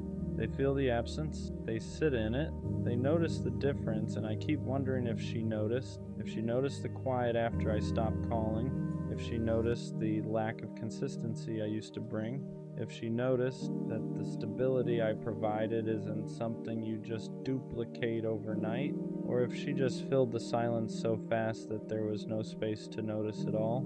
That's what hurt, the possibility that I wasn't deeply registered, that I was experienced but not understood, because there's a difference between being with someone and truly knowing them. And when someone replaces you quickly, it feels like they never fully knew the weight of what they had. It feels like they liked the experience of you, not the essence of you, and I can handle someone not choosing me.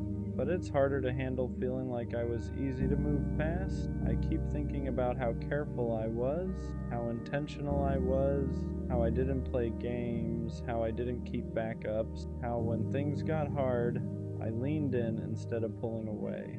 And in the end, it feels like none of that slowed her down. 7 days. That number keeps echoing like a clock ticking in reverse, because for me, 7 days after a breakup feels raw. It feels heavy. It feels like I'm still adjusting to the silence, but for her, 7 days was enough to build something new. And that contrast makes you feel like you loved harder than you were loved. And that's a lonely realization, because loving harder isn't something you brag about. It's something you feel when the other person moves on faster, and you're left holding the emotional weight. But here's what I'm starting to see clearly. Just because she moved on quickly doesn't mean she processed it deeply. Speed isn't strength. Speed can be avoidance. Speed can be distraction. Speed can be ego protection. Sometimes people rush into something new not because the old thing meant nothing, but because it meant too much. Because sitting alone would force them to face what they lost, and not everyone is strong enough to sit in that kind of silence, and maybe I am. Maybe the reason I'm still here thinking, reflecting, feeling, is because I actually let it hit me. I didn't numb it, I didn't immediately replace it, I didn't run from it, I sat with it, and sitting with pain requires maturity. It requires discipline, it requires emotional depth. So maybe this isn't about me being less valuable, maybe it's about me being more capable of processing, and that's not weakness, that's growth. Still, There's something about knowing she's creating new memories that stings, because those were supposed to be ours. The random laughs, the new places, the inside jokes. Now someone else gets that version of her, and I have to let go of the idea that it was only meant for me. And that's hard, but here's the truth I can't ignore anymore. If she could replace me in a week, then I was loving someone who wasn't built to stay long term. Because people who are built to stay don't detach that fast. They don't redirect that easily. They don't swap depth for novelty overnight. And I don't want someone who can treat connection like it's interchangeable. I want someone who understands the weight of history. Who understands that what you build with someone isn't disposable? Who understands that real attachment doesn't reset in 7 days? So yeah, she replaced me in a week, but I'm rebuilding myself in a way that lasts longer than a rebound ever will. And when I look back at this one day, I won't just remember the hurt, I'll remember the clarity, because being replaced quickly doesn't mean you were insignificant. It means the other person wasn't anchored, and I refuse to confuse someone else's instability with my lack of worth. 7 days might have been enough for her to move forward, but it's not enough to erase what I was. And one day, when I'm with someone who values depth the way I do, this week won't define me. It'll just be proof that I was never meant to stay where I was easily replaced. At some point, the hurt turns into something quieter. Not lighter, just quieter. Because you can only replay 7 days so many times before your brain gets tired of the echo. And when the noise slows down, clarity starts creeping in. I started asking myself a different question. Not why did she replace me so fast, but why am I measuring my value through her speed? Because that's what I was doing without realizing it. I was using her timeline as a mirror. If she moved on quickly, I must not have mattered deeply.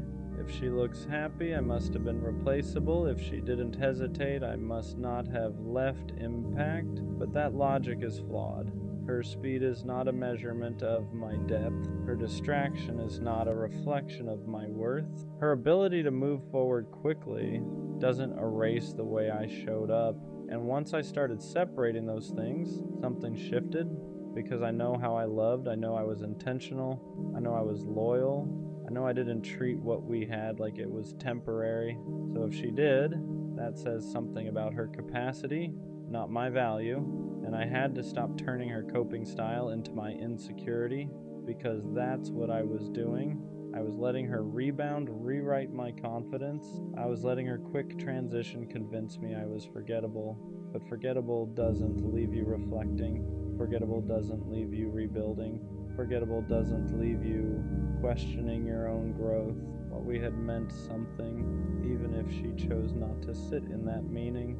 And maybe that's the difference between us. I process, she replaces. I reflect, she redirects. I sit with the silence, she fills it. And neither is necessarily wrong, but one builds depth, the other builds distraction, and depth always wins in the long run. Because distraction fades, novelty fades, rebounds lose their adrenaline, and when that happens, whatever was avoided eventually resurfaces, and by then I won't be stuck in the same place, because while she rushed forward, I rebuilt properly, and rebuilding properly takes longer, but it lasts longer too. 7 days might have been enough for her to feel okay, but it wasn't enough for me to lose myself, and that's what matters. So yeah, she replaced me in a week, and for a while that felt like proof that I wasn't enough, proof that I was temporary, proof that I was easy to move past. But now it feels like proof of something else, proof that I love deeply, proof that I don't detach easily, proof that I don't treat connection like it's disposable. Because if I could have replaced her that fast and didn't, that says something. It says I value what I build. It says I respect history. It says I don't jump into something new just to soothe my ego. And I'd rather be the one who heals slowly than the one who forgets quickly. Because forgetting quickly doesn't mean you're strong. Sometimes it just means you're avoiding. And I don't want to avoid. I want to grow. I want to understand what worked, what didn't, what I tolerated, what I ignored. I want to rebuild my confidence without attaching it to someone else's timeline. She replaced me in a week, but she didn't replace my character. She didn't replace my loyalty. She didn't replace my ability to love fully. And one day, someone is going to experience that depth and recognize it immediately. Not treat it like a placeholder, not treat it like a phase, but treat it like something rare, because rare things don't get swapped in 7 days.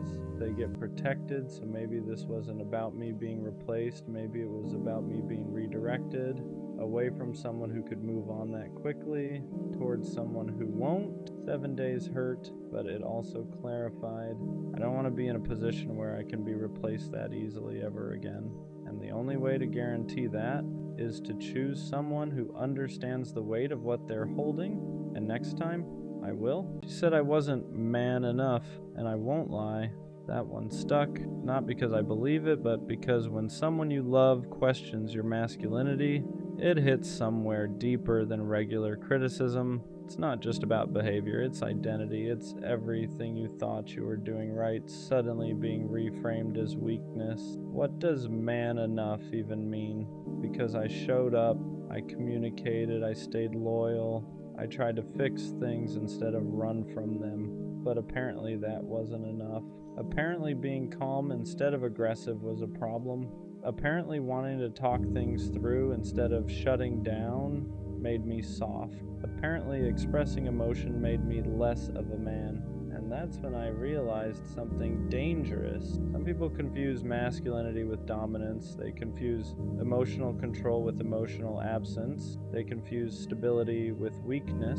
And if that's the definition she was using, then maybe I was never supposed to fit it. But still, when she said it, it made me question myself. Because no matter how confident you are, words like that linger.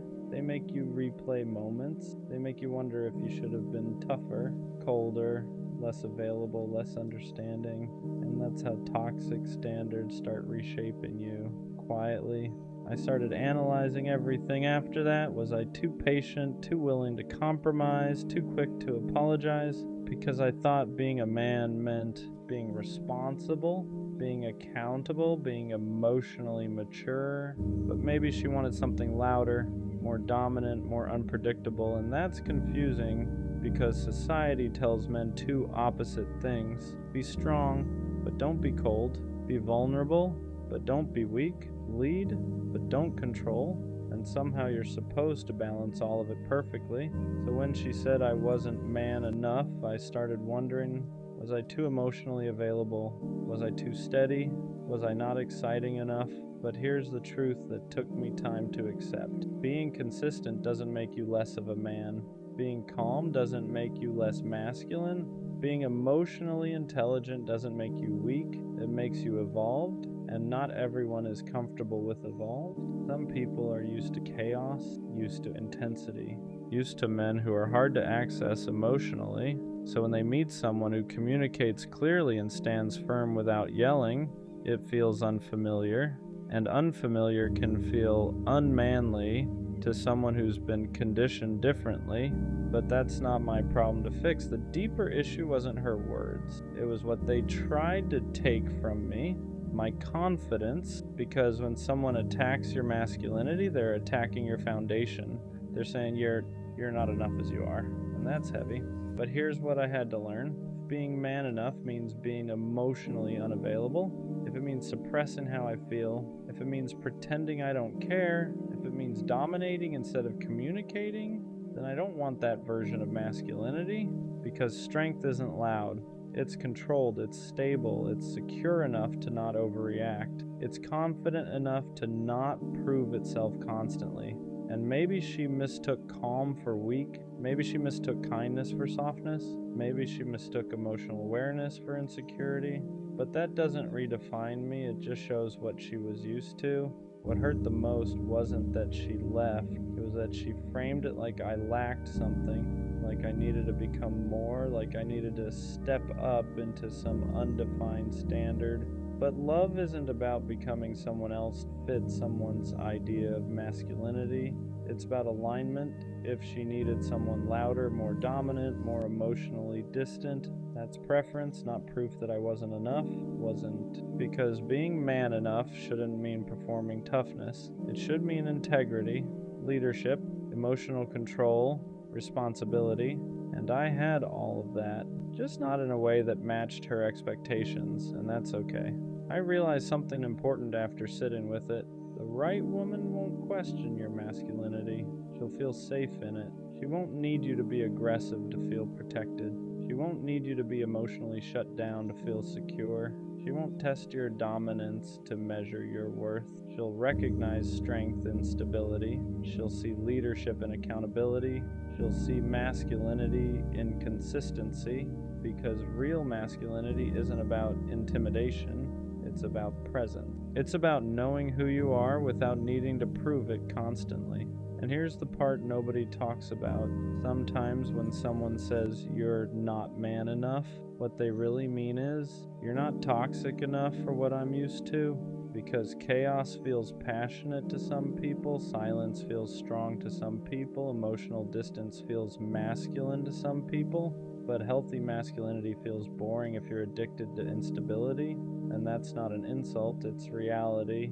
Some people equate unpredictability with strength, and when they meet steadiness, they don't know what to do with it. I had to ask myself something hard. Was I actually lacking, or was I just not performing? Because there's a difference. Lacking means I don't possess something. Performing means I'm pretending to, and I refuse to perform masculinity for approval. I refuse to become colder just to seem stronger. I refuse to suppress my emotional intelligence just to look dominant, because the right person won't require that. They'll appreciate it. If anything, being called not man enough forced me to define what that means for myself. To me, being a man means standing on your word, protecting without controlling, communicating without yelling, being emotionally disciplined, owning your mistakes, leading with stability, and I did all of that. So if that wasn't enough for her, it doesn't mean I failed. It means we defined strength differently. I won't let one person's perception reshape my identity, because masculinity isn't loud. It isn't about dominance. It isn't about intimidation. It's about internal control. It's about consistency. It's about knowing who you are when no one is watching. And if someone mistakes calm strength for weakness, that says more about what they're used to than what I am. She said I wasn't man enough, but I am man enough to walk away instead of yelling, stay calm instead of escalating, express how I feel instead of suppressing it, choose growth instead of ego, and that's the kind of man I'll stay, because the right woman won't need me to prove my masculinity.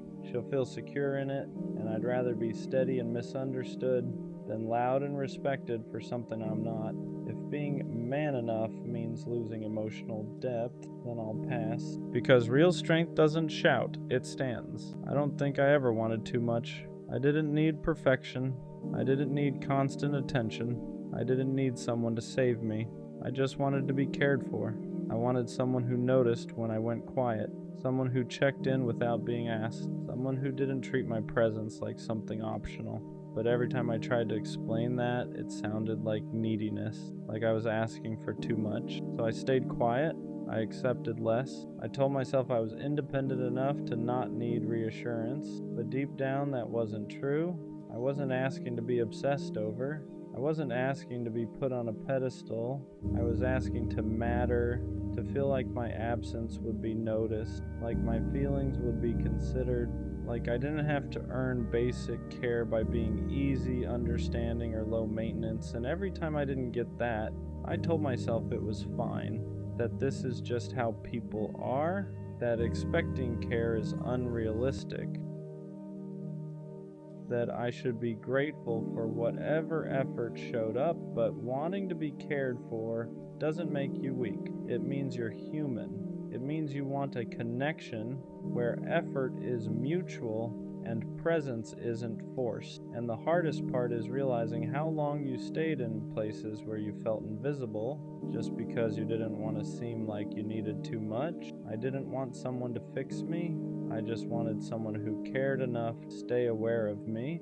At some point, wanting to be cared for turns into accepting the bare minimum. You stop asking questions, stop expressing needs, stop pointing out what hurts, because every time you do, it feels like you're asking for too much. So you adjust, you You get excited over replies that should be normal. You appreciate effort that should be consistent. You thank people for things they do effortlessly if they truly cared. And you tell yourself this is just how love works. But deep down you feel it, the imbalance, the quiet disappointment, the way you're always the one paying attention. You're not asking for grand gestures, you're asking for awareness, to be checked on, to be considered, to feel like your emotions aren't an inconvenience, but instead you keep shrinking your expectations to fit what people are willing to give. You call it being low maintenance, being understanding, being independent, when really you're just afraid that if you ask for more, you'll lose what little you have. And that's the part that hurts, because you don't want more love, you just want the love that's already there to show up consistently. You don't want to beg for care, you want it to be natural. And the longer you settle, the more you start questioning yourself. Am I too sensitive? Am I needy? Am I wrong for wanting this? But wanting to be cared for was never the problem. Staying where you're barely noticed is. Pretending you don't need care slowly disconnects you from yourself. You start ignoring your own feelings before anyone else can. You tell yourself you're fine even when you're not. You swallow disappointment and call it maturity, because admitting you want care feels risky. It feels like giving someone power to decide whether you're too much, so you choose silence instead. You become the easy one, the understanding one, the one who doesn't ask for reassurance or consistency or emotional presence. And people like that version of you, because it asks for nothing, but inside something starts to dull. You feel lonely even when you're not alone. You feel unseen even when someone's there. You start questioning whether your needs are even valid anymore. That's when you know you've gone too far. Not by wanting care, but by convincing yourself you don't deserve it. You weren't meant to love people from a distance. You weren't meant to be strong at the cost of being felt. Care isn't weakness. Wanting it isn't dependency. It's connection. And the moment you deny yourself that truth, you don't just lose it from others, you lose it from yourself. There's a moment where it finally hits you. You've been caring for everyone else while no one was really caring for you.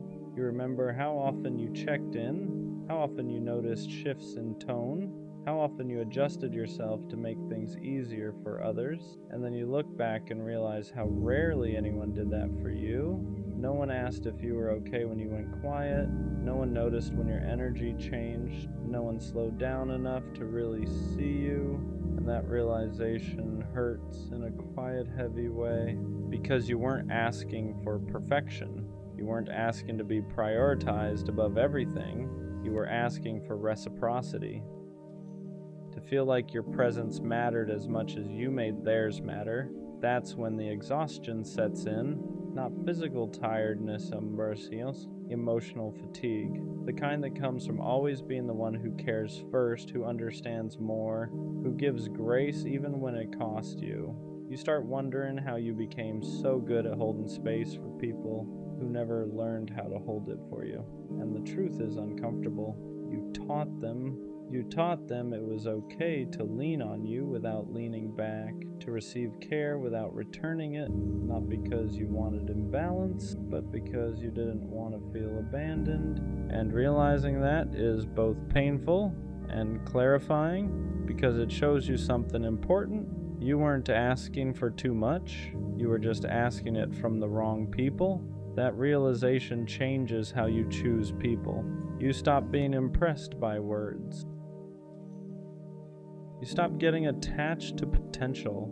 You stop mistaking attention for care, because now you know the difference. Care looks like consistency. It looks like remembering. It looks like showing up even when it's not convenient. So you start paying attention to who checks in without being prompted, who notices when you're off, who doesn't make you explain why you need what you need. And at first that makes your circle smaller. You walk away from people you once would have stayed for. You stop overextending. You stop being the only one holding things together. Not because you don't care anymore, but because you finally care about yourself too.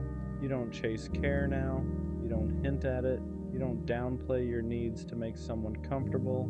You let people show you how they show up, and if they don't, you don't argue with it. You don't try to teach them how to care.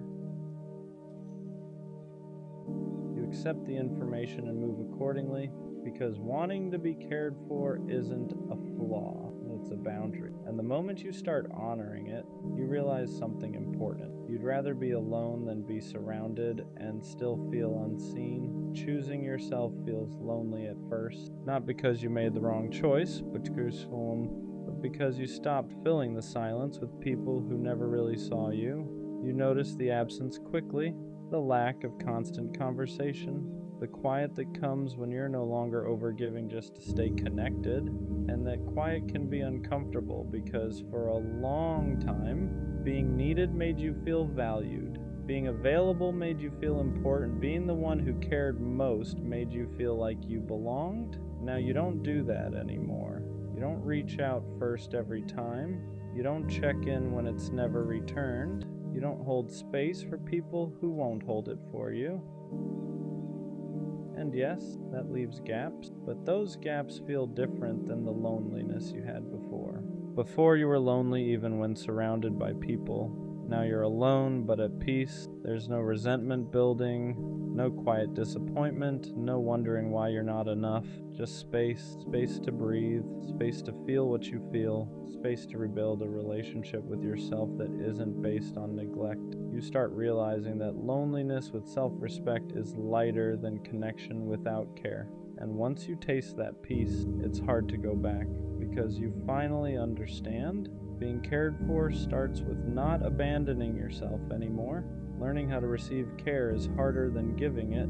That part surprised me. I was always good at showing up, at checking in, at being thoughtful without being asked. But when someone tried to do that for me, I didn't know how to relax into it. I questioned it. I downplayed it. I felt uncomfortable being the one who was noticed, because for so long, care felt conditional, like something you earned by being useful, easy, understanding. So when someone offers it freely, without you proving anything, your first instinct is to brace yourself. You wait for it to disappear, you look for the catch, you assume it won't last, and that's not because you don't want care, it's because you're not used to it being consistent. You're used to being the giver, the supporter, the one who adapts. So receiving feels vulnerable in a way giving never did. It means letting someone see you without performing, letting yourself need without apologizing, letting care exist without questioning your worthiness of it. That takes unlearning. It takes time to believe that you don't have to exhaust yourself to deserve tenderness. And I'm still learning that, still reminding myself that care doesn't have to be chased, earned, or negotiated. Sometimes it's just there, and allowing it in is the bravest thing you can do after spending so long surviving without it. At some point, you stop asking why people don't care. You stop replaying conversations, stop analyzing tone, stop wondering what you could have done differently, because that question only keeps you stuck chasing explanations instead of truth. So you ask a different question: who actually shows up for me? Not who says they care, not who means well, not who shows interest when it's easy, but who checks in consistently. Who notices when you're quiet? Who doesn't disappear when you need space or reassurance or time? And the answer is usually smaller than you expect. Fewer people, less noise, more clarity. That realization hurts, but it also simplifies everything. You stop pouring into people who only take. You stop investing in connections that leave you feeling unseen. You don't make announcements, you don't explain your shift, you just move differently. You protect your energy. You reserve your care for those who return it naturally. And slowly you stop feeling desperate to be noticed, because you're no longer surrounding yourself with people who make you feel invisible. Care stops being something you beg for and starts being something you recognize. And that's when you finally understand being cared for isn't about convincing people to treat you better. It's about choosing the ones who already do. Wanting to be cared for doesn't make you needy. It makes you honest. Needy is asking someone to fill a void they didn't create. Needy is expecting one person to carry everything for you. But wanting care, that's wanting reciprocity. That's wanting your effort to be met, your presence to be valued, your emotions to be considered. You're not asking someone to revolve their life around you. You're asking them to see you. And somewhere along the way, you were taught that asking for that was too much. So you minimized yourself. You softened your needs. You told yourself independence meant not needing anything from anyone. But that wasn't strength. That was self-denial, because even the strongest people need to feel cared for sometimes, need to feel noticed, need to feel like their existence matters to someone else. You don't want care because you can't survive without it. You want it because connection is part of being human. And the moment you stop shaming yourself for wanting that, everything changes. You stop apologizing for your needs. You stop pretending you're okay with being overlooked. You stop accepting crumbs just to feel included. You realize something important. You're not asking for too much. You're asking the wrong people. At the end of all this, I realized something simple. Wanting to be cared for is not something I negotiate anymore.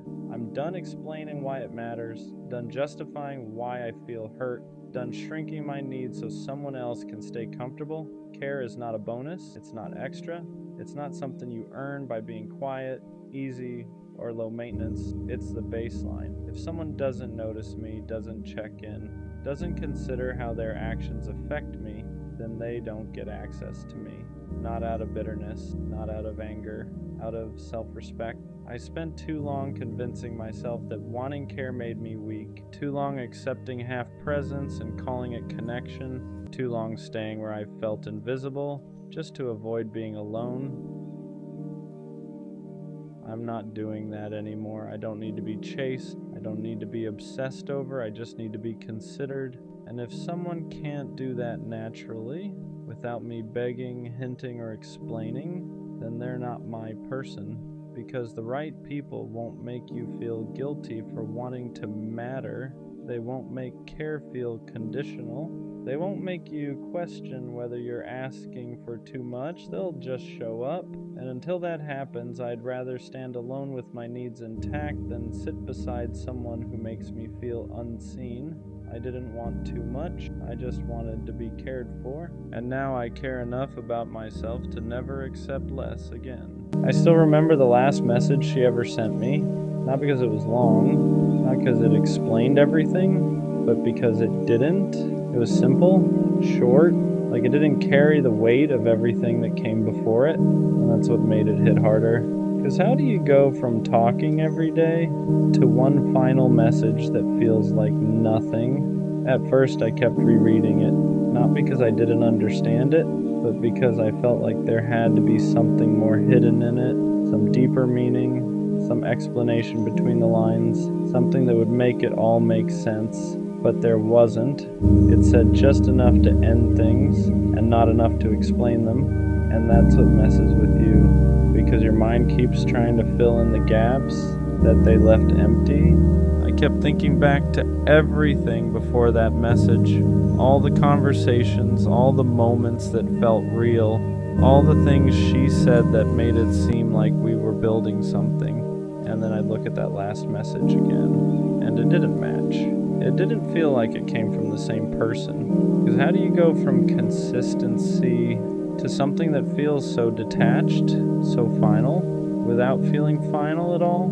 The hardest part wasn't even what she said, it was what she didn't say. No real explanation, no real accountability, no real closure, just something that closed the door without ever fully acknowledging what was behind it. And that leaves you stuck in a weird place, because you're not just dealing with an ending, you're dealing with questions that never got answers. For a while I wanted to reply, not to argue, not to convince her to stay, just to understand, to ask the questions that were sitting in my head. What changed? When did it change? Was any of it real? But I didn't, because deep down I knew something. If she wanted me to understand, she would have explained it the first time. And that's a hard truth to accept, because it means the silence after that message was intentional, not confusion, not hesitation, a decision. She said what she wanted to say, and everything she didn't say was also part of that choice.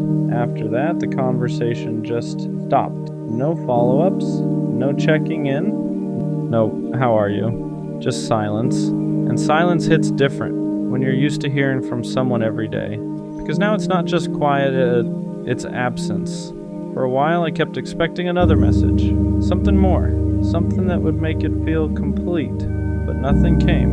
And eventually, I had to accept something I didn't want to. That last message was really the last one. And over time, I stopped looking at it like something unfinished. I stopped expecting more, because sometimes closure doesn't come from another person. It comes from accepting what they already showed you, and what she showed me was enough. Even if it wasn't explained. I still remember the last message she sent me, not because of what it said, but because of what it meant. It was the end. Not loud, not dramatic, just final. And now I understand something I didn't then. The way someone ends things tells you everything you need to know about how they saw it.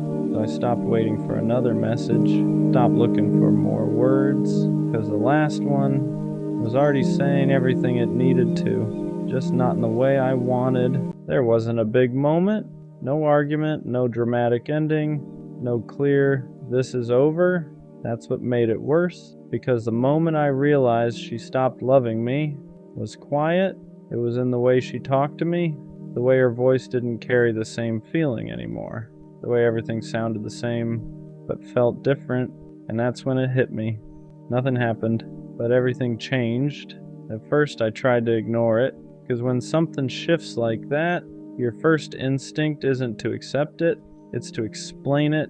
Maybe she's just tired, maybe she's stressed, maybe she just needs time. So I kept talking to her like nothing changed. Like if I stayed the same, things would go back to how they were, but they didn't. The conversations were still there, but the feeling wasn't. She still replied, still answered, still kept things going just enough, but something was missing. That energy, that warmth, that feeling like she actually wanted to be there, and you can feel that difference even if you don't want to admit it. It wasn't what she said, it was how she said it. Shorter replies, less emotion, less effort to keep things alive, like I was someone she talked to, not someone she was connected to.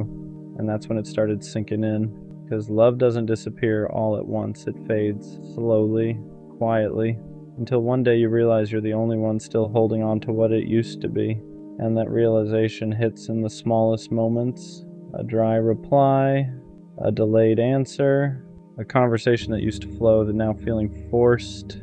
I kept thinking it would come back, that maybe it was just a phase, that maybe I just needed to be more patient, so I stayed. I kept showing up the same way, hoping she'd meet me there again, but she didn't, and that's when it finally clicked. Not in a dramatic way, just a quiet realization. I'm still here, but she's not really. Not in the way she used to be. That's the hardest kind of ending. Because nothing officially ended, there's no clear moment to point at. Just a slow shift until you're standing in something that looks the same, but doesn't feel the same at all. And once you feel that, you can't unfeel it. You can try to ignore it, try to convince yourself it's temporary, but deep down, you know, something changed, and it's not coming back. The moment I realized she stopped loving me was the moment I stopped feeling loved by her. No words, no explanation, just a feeling that wasn't there anymore. And now I understand something clearly. Love doesn't just live in words, it lives in effort, in presence, in consistency. And when those disappear, the feeling follows. That was the moment, not loud, not obvious, just real. The worst kind of pain isn't being misunderstood. It's being seen and still getting left behind, because opening up isn't casual. You don't hand your real self to just anyone. You let them in on the stuff you normally keep locked up, the thoughts you argue with at 2 a.m., the fears you laugh off so nobody worries, the way you care so hard it almost feels embarrassing, and for a minute, it feels like you finally found someone safe. They read your silence correctly, they hear what you don't say, they look at you like they're not guessing, like they actually know, and that's the part that makes you soften. Then one day, they're gone, no fight, no goodbye that matches how close it felt, no ending that makes sense, just nothing, and that nothing is loud. It sits where the connection used to be. It makes you replay everything like a crime scene. What did I do? Was I too much? Did I share too early? Should I have stayed guarded? But listen, if someone leaves after you showed them the real you, that doesn't mean you were wrong for being real. It doesn't mean your depth is a problem. It just means they weren't prepared for what they asked to see. Being open isn't the mistake. The mistake is thinking you should shrink so people won't run, because the right people don't disappear when they understand you. They get closer. After they leave, the silence doesn't feel empty. It feels heavy, because now you're not just missing them, you're missing the version of yourself you were when you felt understood. You replay everything, not because you're obsessed, but because your brain is trying to make sense of something that never got an ending. You think about the way they listened, the way they noticed things nobody else did, the way you didn't have to explain yourself all the time, and now they're gone, so your mind starts filling in the gaps. You assume it must have been something you said, something you revealed too early, something you should have kept to yourself. That's how loss works when there's no closure. Your brain turns inward and starts pointing fingers. You don't just lose the person, you lose trust in your own judgment. You start telling yourself, yeah, next time don't say so much, next time don't get attached, next time stay surface level, and slowly, without realizing it,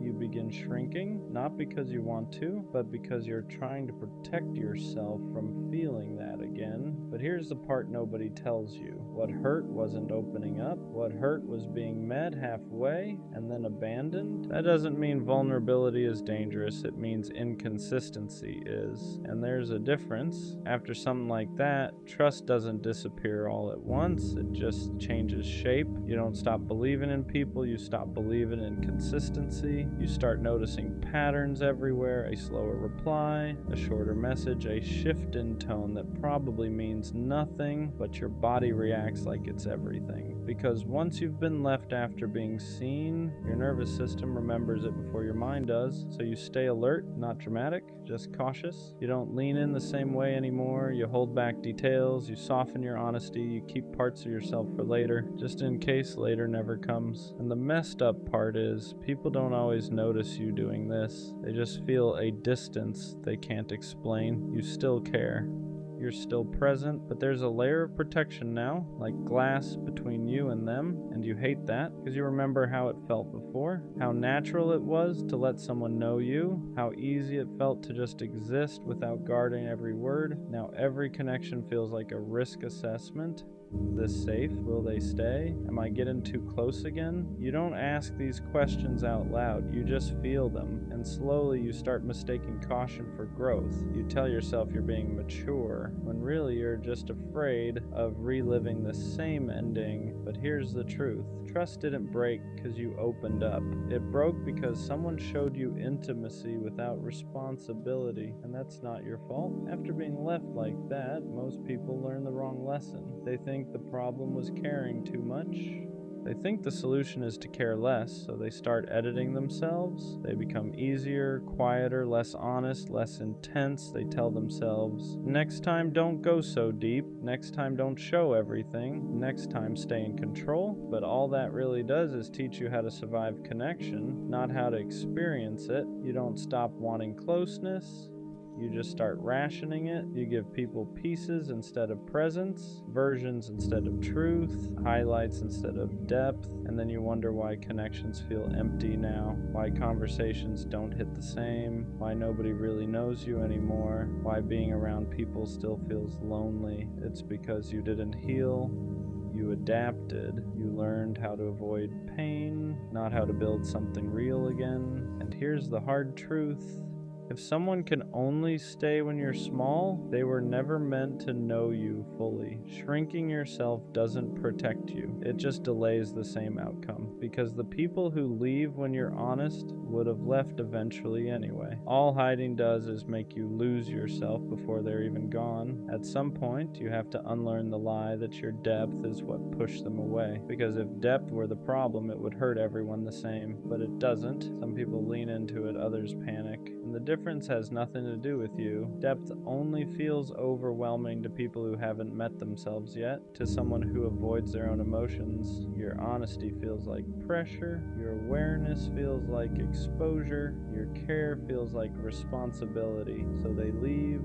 Not because you were too much, but because staying would have required them to show up in ways they weren't ready for. And that's important to understand. You weren't asking for perfection. You weren't asking for forever. You were just asking for presence, consistency, communication, effort that matched the closeness they accepted. That's not intensity, that's basic emotional accountability. But when someone isn't capable of that, they label it as too deep because it's easier than admitting they don't know how to stay. So no, your depth wasn't the problem. The problem was inviting someone into a space they didn't know how to hold. And that doesn't mean you should become lighter. It means you should become more selective. After something like this, a lot of people start punishing themselves without realizing it. They replay the moment over and over, looking for where they went wrong. They tell themselves, I should have seen it coming, I should have known better, I should have protected myself. But that's not growth, that's blame dressed up as reflection. You didn't fail by trusting, you didn't mess up by being open, you didn't lose because you cared, you just encountered someone who could only meet you halfway. And instead of letting that truth land, you turned it inward. You started questioning your instincts, your emotions, your ability to choose people. That's how one loss turns into self-doubt. You don't just grieve the person, you grieve your confidence in yourself, and slowly you start believing that maybe you're bad at choosing, that maybe your judgment can't be trusted. But here's what matters. You didn't misjudge their potential. You misjudge their capacity. Those are not the same thing. Someone can see you, feel close to you, even care about you, and still not be capable of staying. That doesn't mean your instincts are broken. It means you gave someone access before you saw their limits clearly. That's not something to punish yourself for.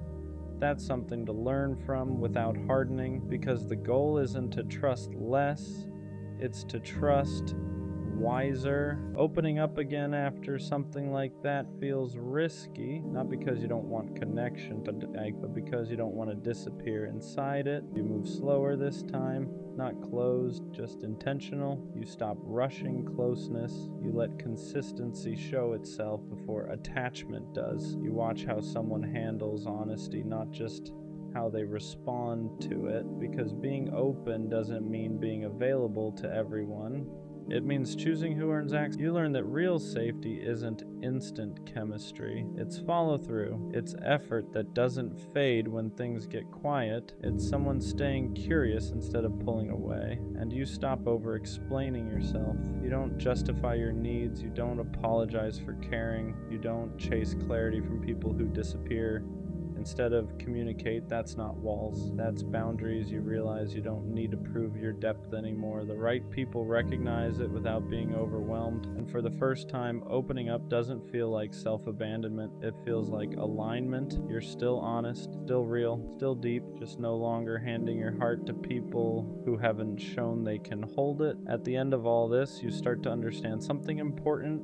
The people who stay don't make you feel confused. They don't disappear when things get real. They don't make you guess where you stand. They don't make you question whether being yourself was a mistake. They stay because they see you, not in spite of it. They don't flinch at your depth. They don't rush you to be easier. They don't treat your honesty like a burden. They meet you with steadiness, not perfection. Not constant intensity, just consistency, and that's how you know. Because real connection doesn't feel like walking on glass. It doesn't make you anxious after silence. It doesn't leave you replaying everything you said. It feels calm, grounded, safe in a way that doesn't need explaining. You stop wondering if you're too much. You stop preparing yourself for disappearance. You stop shrinking to be kept. And you realize something quietly powerful. The people who left weren't proof that you were hard to love. They were proof that you were inviting people into a depth they hadn't earned yet. And that's not something to regret, because being seen was never a mistake. Being honest was never a flaw. Caring deeply was never the wrong move. The right people won't vanish once they understand you. They'll stay because of it. The worst kind of pain isn't being misunderstood. It's being seen and still getting left behind. Because opening up isn't casual.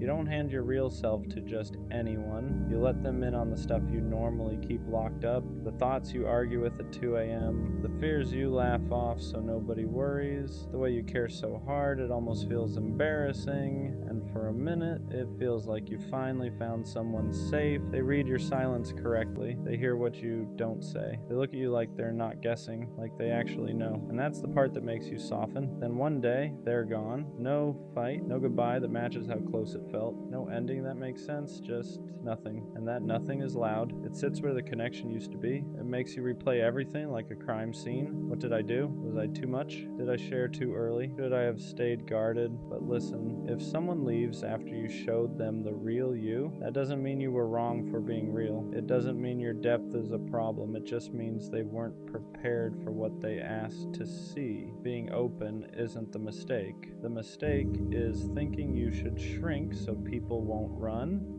Because the right people don't disappear when they understand you. They get closer. After they leave, the silence doesn't feel empty. It feels heavy, because now you're not just missing them, you're missing the version of yourself you were when you felt understood. You replay everything, not because you're obsessed, but because your brain is trying to make sense of something that never got an ending. You think about the way they listened, the way they noticed things nobody else did, the way you didn't have to explain yourself all the time, and now they're gone. So your mind starts filling in the gaps. You assume it must have been something you said, something you revealed too early, something you should have kept to yourself. That's how loss works when there's no closure. Your brain turns inward and starts pointing fingers. You don't just lose the person, you lose trust in your own judgment.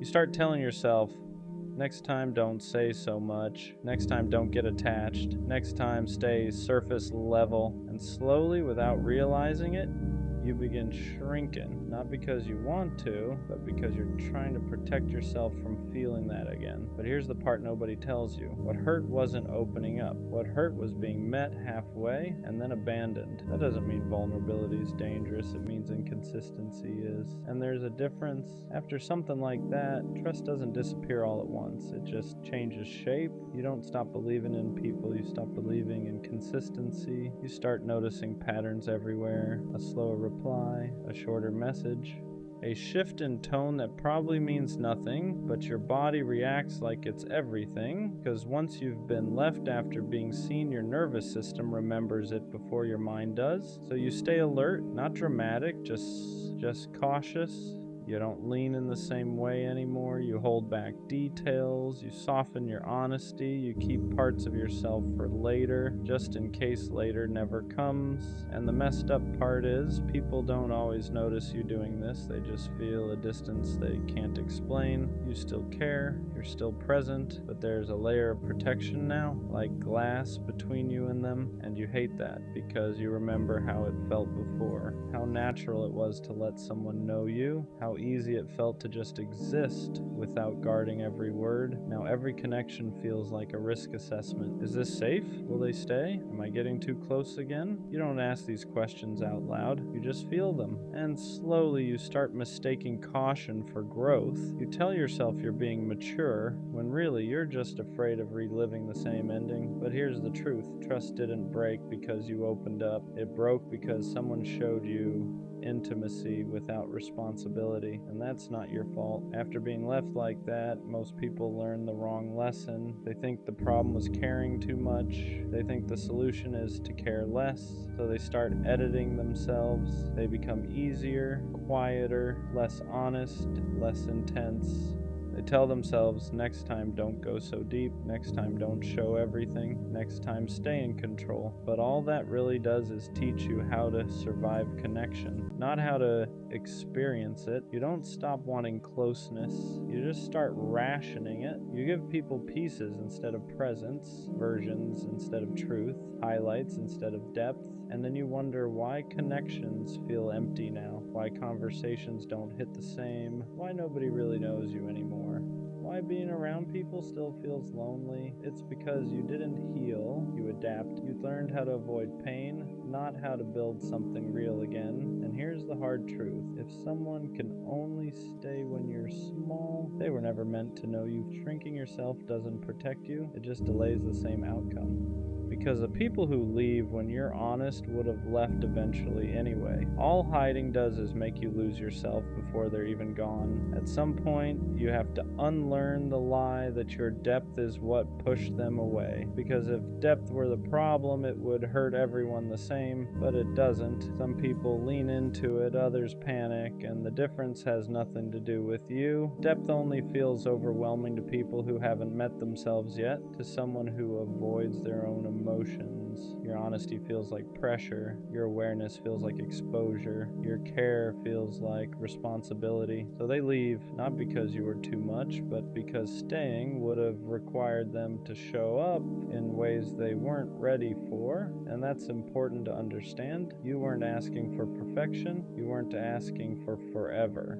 You were just asking for presence, consistency, communication, effort that matched the closeness they accepted. That's not intensity. That's basic emotional accountability. But when someone isn't capable of that, they label it as too deep because it's easier than admitting they don't know how to stay. So no, your depth wasn't the problem. The problem was inviting someone into a space they didn't know how to hold. And that doesn't mean you should become lighter. It means you should become more selective. After something like this, a lot of people start punishing themselves without realizing it. They replay the moment over and over, looking for where they went wrong. They tell themselves, I should have seen it coming. I should have known better. I should have protected myself. But that's not growth.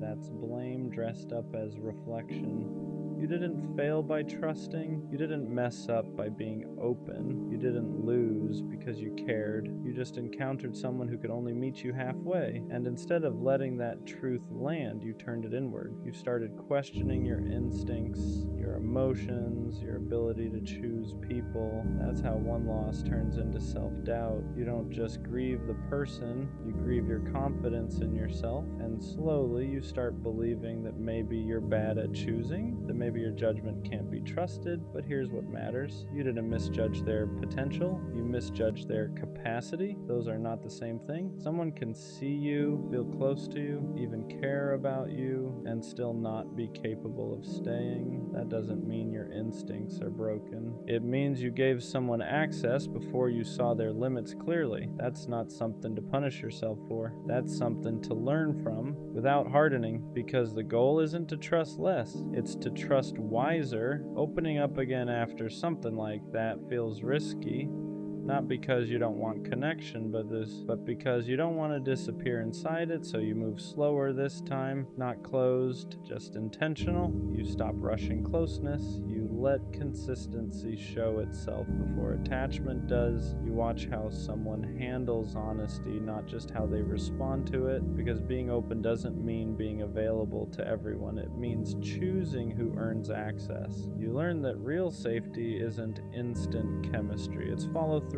It's effort that doesn't fade when things get quiet. It's someone staying curious instead of pulling away. And you stop over-explaining yourself. You don't justify your needs. You don't apologize for caring. You don't chase clarity from people who disappear instead of communicate. That's not walls, that's boundaries. You realize you don't need to prove your depth anymore. The right people recognize it without being overwhelmed, and for the first time, opening up doesn't feel like self-abandonment. It feels like alignment. You're still honest, still real, still deep, just no longer handing your heart to people who haven't shown they can hold it. At the end of all this, you start to understand something important. The people who stay don't make you feel confused. They don't disappear when things get real. They don't make you guess where you stand. They don't make you question whether being yourself was a mistake. They stay because they see you, not in spite of it. They don't flinch at your depth. They don't rush you to be easier. They don't treat your honesty like a burden. They meet you with steadiness, not perfection, not constant intensity, just consistency. And that's how you know. Because real connection doesn't feel like walking on glass. It doesn't make you anxious after silence. It doesn't leave you replaying everything you said. It feels calm, grounded, safe in a way that doesn't need explaining. You stop wondering if you're too much. You stop preparing yourself for disappearance. You stop shrinking to be kept, and you realize something quietly powerful. The people who left weren't proof that you were hard to love. They were proof that you were inviting people into a depth they hadn't earned yet. And that's not something to regret, because being seen was never a mistake. Being honest was never a flaw. Caring deeply was never the wrong move. The right people won't vanish once they understand you. They'll stay because of it. Lust will ruin your life if you don't learn how to recognize it for what it really is. Not temptation, not desire, not even attraction. Lust is a signal. It's like a check engine light flashing on your dashboard, warning you that something deeper is wrong under the surface. And most people don't want to hear that. They'd rather numb it, feed it, distract themselves with it, instead of asking why it showed up in the first place. Because here's the truth. When lust starts controlling your thoughts, your habits, your attention, it usually means you're lacking something real in your life. Not sex, not validation, intimacy. And intimacy doesn't always mean romance. That's where a lot of people get it twisted. Intimacy can be connection. It can be purpose. It can be faith. It can be feeling seen by people who actually care about you. It can be having someone you can talk to honestly without pretending you're okay. When those things are missing, lust steps in as a cheap replacement. Gives you a temporary hit, a moment of feeling wanted, a moment of escape, but once that moment passes, you're left emptier than before. That's why lust never satisfies. It promises relief, but delivers restlessness. You indulge, and instead of feeling fulfilled, you feel more hollow, more disconnected, more frustrated with yourself. And then the cycle repeats. Because you're not fixing the problem, you're feeding the symptom. The craving itself isn't the enemy. The lack of awareness is. Lust shows up when you're avoiding something, when you're lonely, when you're stressed, when you're disconnected from yourself. It's your mind trying to fill a void without doing the work to understand why that void exists in the first place. And the more you indulge it without reflection, the more it delays your healing. You tell yourself it's harmless, that it's normal, that everyone does it. But deep down, you know when something isn't sitting right with your spirit. You know when it's no longer about desire and more about escape. This isn't about shame, it's about honesty. Lust is an indicator, a warning sign. A moment where you need to pause and ask yourself, what am I really craving right now? Connection? Comfort? Meaning? Peace? Because until you figure that out, lust will keep pulling you further away from yourself instead of closer to who you're meant to be. Most people don't want to admit this part, but lust usually shows up when you're feeling empty, not when you're fulfilled, when your life feels aligned, when you're grounded, when you have purpose and connection. Lust doesn't scream as loud. It might knock, but it doesn't take over. It only takes control when there's space inside you that hasn't been filled with anything meaningful. That's why lust hits hardest late at night, when you're alone, when the noise dies down, and there's nothing left to distract you from your thoughts. That's when your mind starts looking for something, anything, to feel good for a moment. And lust offers that shortcut. No effort, no vulnerability, no risk of rejection, just instant stimulation. But shortcuts always come with a cost. The more you use lust as an escape, the harder it becomes to sit with yourself. You start avoiding silence, avoiding stillness, avoiding the questions you don't want to answer. You tell yourself you're just satisfying a desire, but really you're training your brain to seek relief instead of growth, comfort instead of clarity. And over time, that changes you. It dulls your motivation. It weakens your discipline. It distorts how you view people, turning them into objects instead of humans. It lowers your tolerance for real connection because real intimacy requires patience, presence, and effort. Things lust never asks of you. This is why people who live in lust often feel stuck, not because they're bad or weak, but because they're constantly numbing the very discomfort that could push them to grow.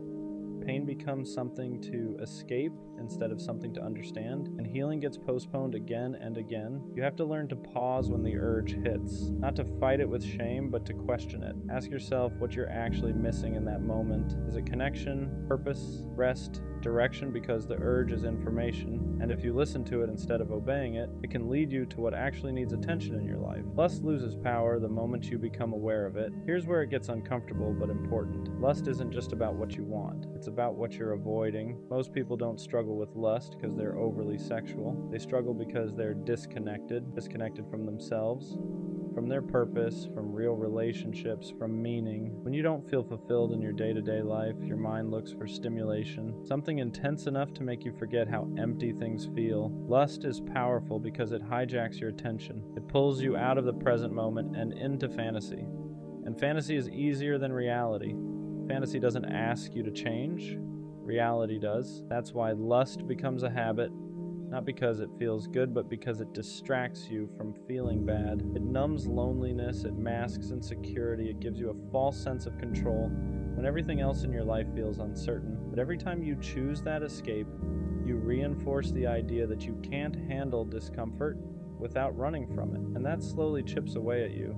You start feeling weaker mentally, less disciplined, less confident. You promise yourself you'll stop, then you don't. And now it's not just lust anymore, it's guilt, shame, self-disappointment. You start questioning your self-control, your character, your ability to change, all because you never addressed the root issue in the first place. The problem isn't desire. Desire is human. The problem is unchanneled desire.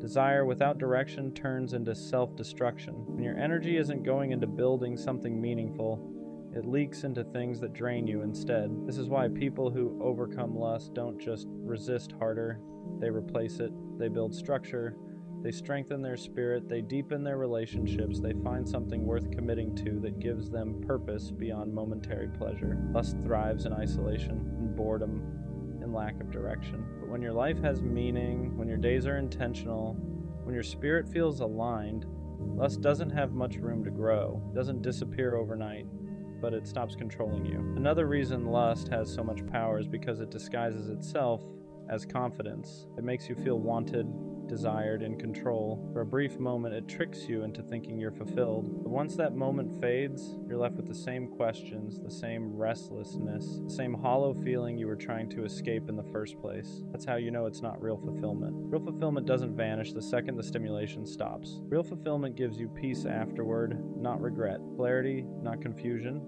Strength, not self-disgust. And over time, if you're not careful, lust can start shaping how you view yourself. You begin to associate your worth with how desired you feel instead of who you actually are. You start needing validation just to feel okay. And when that validation isn't there, the craving comes back stronger, not because you're weak, but because your identity is being built on something unstable. This is where self-awareness becomes everything. You have to catch yourself and ask, what am I really avoiding right now? Am I running from loneliness, from boredom, from the work I know I need to do on myself? Lust often shows up when you're avoiding growth, when you're putting off healing, when you're ignoring parts of your life that need attention. The uncomfortable truth is that growth requires sitting with discomfort, requires stillness, silence, discipline, and lust offers you an easy way out of that process. But every time you take that exit, you delay becoming the version of yourself you know you're capable of being. You don't have to be perfect. You're going to slip. You're going to struggle. That's part of being human. What matters is whether you're conscious of the pattern or blindly repeating it. Awareness alone starts breaking the cycle. Because the goal isn't to eliminate desire. Desire is natural. The goal is to stop letting desire control you, to stop letting it dictate your habits, your focus, and your future. When you do that, you don't lose pleasure, you gain freedom. Here's where things start to shift if you're willing to be honest with yourself. Lust isn't just about what you want. It's about what you're avoiding becoming. Every time you give in without thinking, you're choosing comfort over growth. And that choice, repeated enough times, slowly shapes the direction of your life. You start delaying things you know you should be doing. Goals get pushed back, discipline weakens, motivation fades. Not all at once, but subtly. You tell yourself you'll lock in tomorrow, you'll change next week, you'll get serious later, but later keeps moving, and you stay stuck in the same patterns, wondering why nothing feels different. And the worst part? Lust makes you numb to it.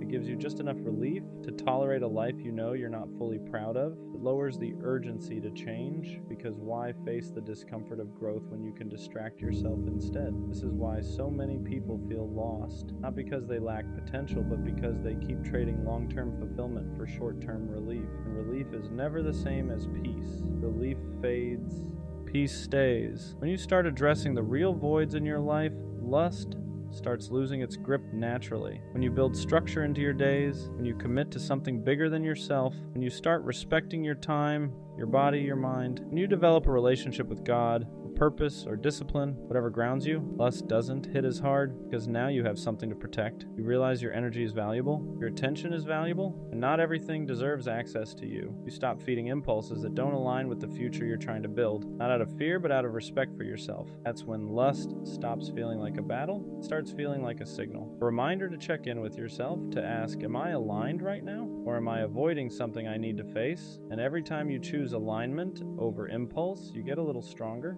a little clearer, a little more in control. At this stage, you start realizing something important. Lust was never the root problem, it was the symptom. The real issue was disconnection. Disconnection from yourself, from purpose, from meaning, from the version of you that feels grounded and whole. Once you see that, the urge loses some of its mystery. It's no longer this uncontrollable force, it's just information. You begin to notice patterns. The urges come when you're tired, when you're bored, when you feel unaccomplished at the end of the day, when you avoided something you know you should have handled, and instead of judging yourself for it, you start listening. You ask, what am I missing right now? Rest, direction, fulfillment, human connection. This is where growth actually happens. When you suppress desire, but when you replace it. When you choose to build instead of escape. When you put energy into things that give back instead of drain you. Working on your body, your craft, your faith, your friendships. Things that leave you stronger afterward, not emptier. And the crazy part is, the more you do this, the quieter lust becomes. Not because it's gone, but because it's no longer needed to cope. You're not running from yourself anymore. You're becoming someone you respect. You start carrying yourself differently. Your confidence becomes real, not borrowed from temporary validation. You don't need constant stimulation to feel alive. You feel solid just being present, just being disciplined, just knowing you're moving in the right direction even when it's uncomfortable. That's when self-control stops feeling like restriction and starts feeling like freedom. Freedom from compulsions, freedom from regret, freedom from waking up feeling disappointed in yourself. You're no longer controlled by every urge that passes through your mind. You won't be perfect. Nobody is, but you'll be conscious. And consciousness changes everything, because once you're aware, you get to choose, and choosing growth over impulse again and again is how you reclaim your life. There's a moment where you finally understand that discipline isn't about denying yourself pleasure. It's about choosing a better one, a deeper one. The kind that doesn't disappear the second the screen goes dark or the urge passes, the kind that stays with you when you're alone with your thoughts and you can actually respect the person staring back at you. You start realizing how much time and energy you were leaking, hours, focus, mental clarity, all going towards something that never loved you back, never built you up, never moved your life forward. And once you see that clearly, it's hard to unsee it. You begin protecting your mind the same way you'd protect your body. You stop feeding it things that weaken it. This is where restraint becomes self-respect. You're no longer saying no because you're scared. You're saying no because you finally understand the cost of saying yes. You've felt the emptiness after. You've lived the fog. You've experienced how indulging too much slowly disconnects you from your ambition, your relationships, your purpose. And something else changes too. You start seeing people differently, not as objects, not as outlets, but as humans again, with depth, with emotion, with stories.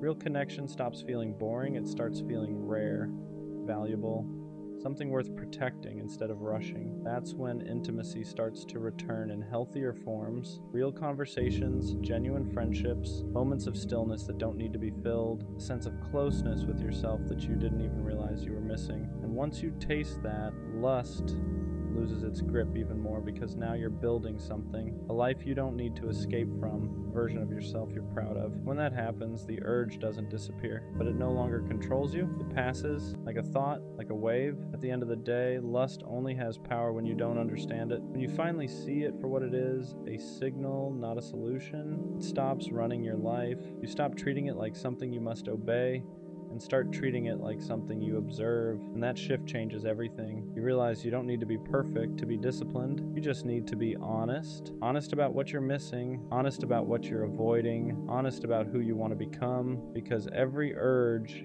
is an invitation, not to indulge, but to check in. Once you start responding instead of reacting, you regain control. You stop letting momentary desire dictate long-term direction. You stop trading peace for pleasure. You stop delaying your growth for comfort, and slowly, your life begins to align with the values you claim to have.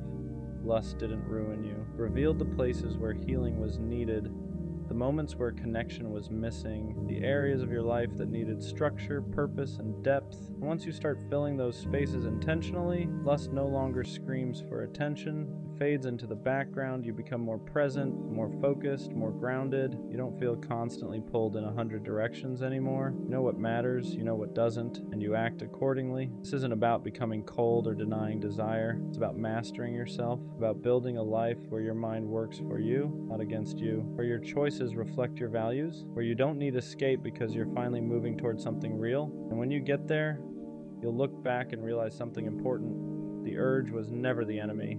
Ignoring the message was. I didn't realize it at first, but she was keeping me around just in case things didn't work out with someone else, just in case she got bored, just in case she needed someone who would always answer. And the worst part, I thought I was actually important to her, because she would still text me, still check in, still have those moments where it felt like we had something real.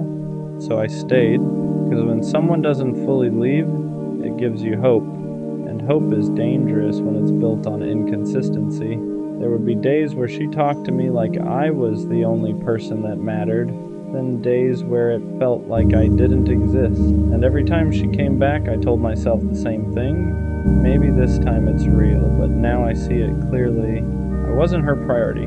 I was her backup plan. The confusing part about being someone's just in case is that it doesn't feel obvious. It doesn't feel like rejection. It feels like almost consistent, almost real, almost something worth holding on to, because she never fully disappeared. She would come back, random messages, random conversations, random moments, where it felt like everything was normal again, and every time that happened, it reset everything in my head. It made me forget the distance, forget the inconsistency, forget the fact that I only heard from her when it was convenient, because those moments felt real. And when something feels real, you don't question it, you lean into it. But what I didn't realize was this. She wasn't coming back because she chose me. She was coming back because she needed something. Attention, comfort, familiarity, and I was always there to give it.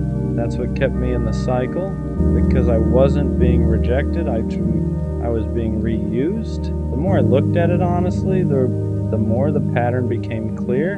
I wasn't part of her life consistently. I was part of her life conveniently. She would show up when things felt off for her, when she needed someone to talk to, when she needed to feel like someone still cared. And every time I was there, not questioning it, not hesitating, just showing up the same way I always did. Because in my head, I thought consistency would eventually turn into something real. I thought if I stayed long enough, showed enough, proved enough, she would finally choose me, but now I see it differently. I wasn't building something with her. I was maintaining a position she never fully committed to, and that's the hardest part. Realizing you were giving real effort to something that was never real in the same way. There's something subtle about being kept just in case. It doesn't destroy you all at once, it slowly drains you, because you're always in between, not fully chosen, not fully let go, just there. And that in-between space is confusing, because you don't know how to act. Do you pull back? Do you stay consistent? Do you treat it like something serious or something temporary? So you end up doing what I did. You stay, you give, you hope, because every time she came back, it felt like confirmation that I still mattered. But what I didn't understand was this: being remembered isn't the same as being chosen. Just because someone comes back to you doesn't mean they value you the way you think they do. Sometimes it just means you're available. The turning point for me wasn't when she left. It was when I started paying attention to when she came back. Because it was never random. It was always when something else in her life wasn't working, when she felt bored, when she felt alone, when she needed someone to fill that gap. That's when I would hear from her again. And at first I didn't connect those dots. I just saw it as her coming back. But once you see the pattern, you can't unsee it. You realize you're not part of her routine. You're part of her fallback, and that changes everything, because now it's not about misunderstanding the connection, it's about understanding your position in it. And my position was never first, never consistent, just there when she needed me. Once I accepted that, the situation stopped feeling confusing and started feeling clear. Painful, but clear, because now I understood why the connection never felt stable. Why I was always questioning things, why it felt like I was holding on to something that kept slipping. It wasn't because I wasn't doing enough, it was because she was never fully in. You can't build something stable with someone who only shows up part-time. You can't create consistency with someone who treats you like an option.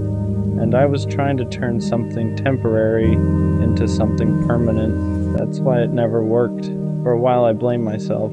I thought maybe if I had pulled back sooner, maybe if I acted less available, maybe if I made her miss me more, things would have been different. But the truth is, people who see you as just in case don't suddenly turn you into a priority. They just adjust how often they come back. That's it. And once I understood that, I stopped trying to change how she saw me, because the problem wasn't what I was doing, it was how she valued me. And you can't force someone to value you correctly. That's when I had to be honest with myself. I wasn't stuck because of her.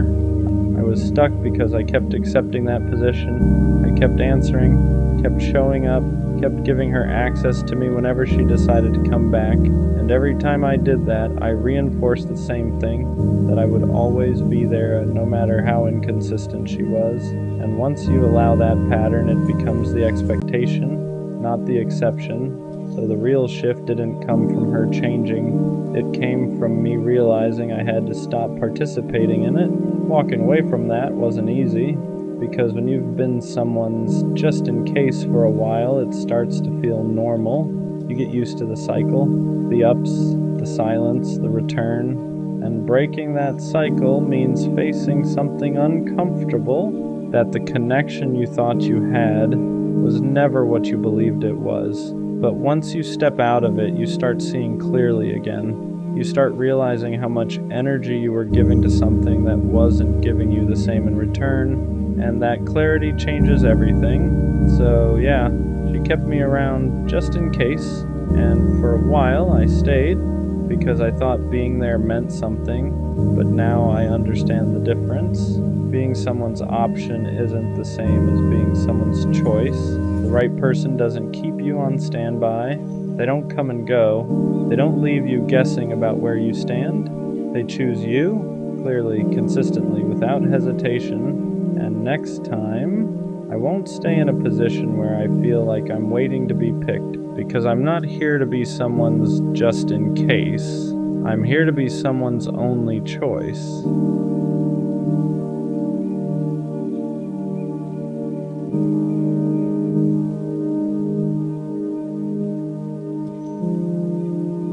No one really talks about how long some men are willing to wait for the one person they truly want. Not days, not weeks, months, sometimes years. And it usually starts with something small, something that doesn't sound final.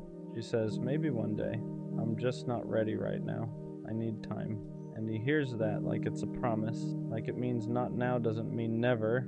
So he holds on to those words, replays them, builds hope around them, and he waits. He doesn't make it obvious, he doesn't beg, he doesn't pressure. He waits quietly, patiently.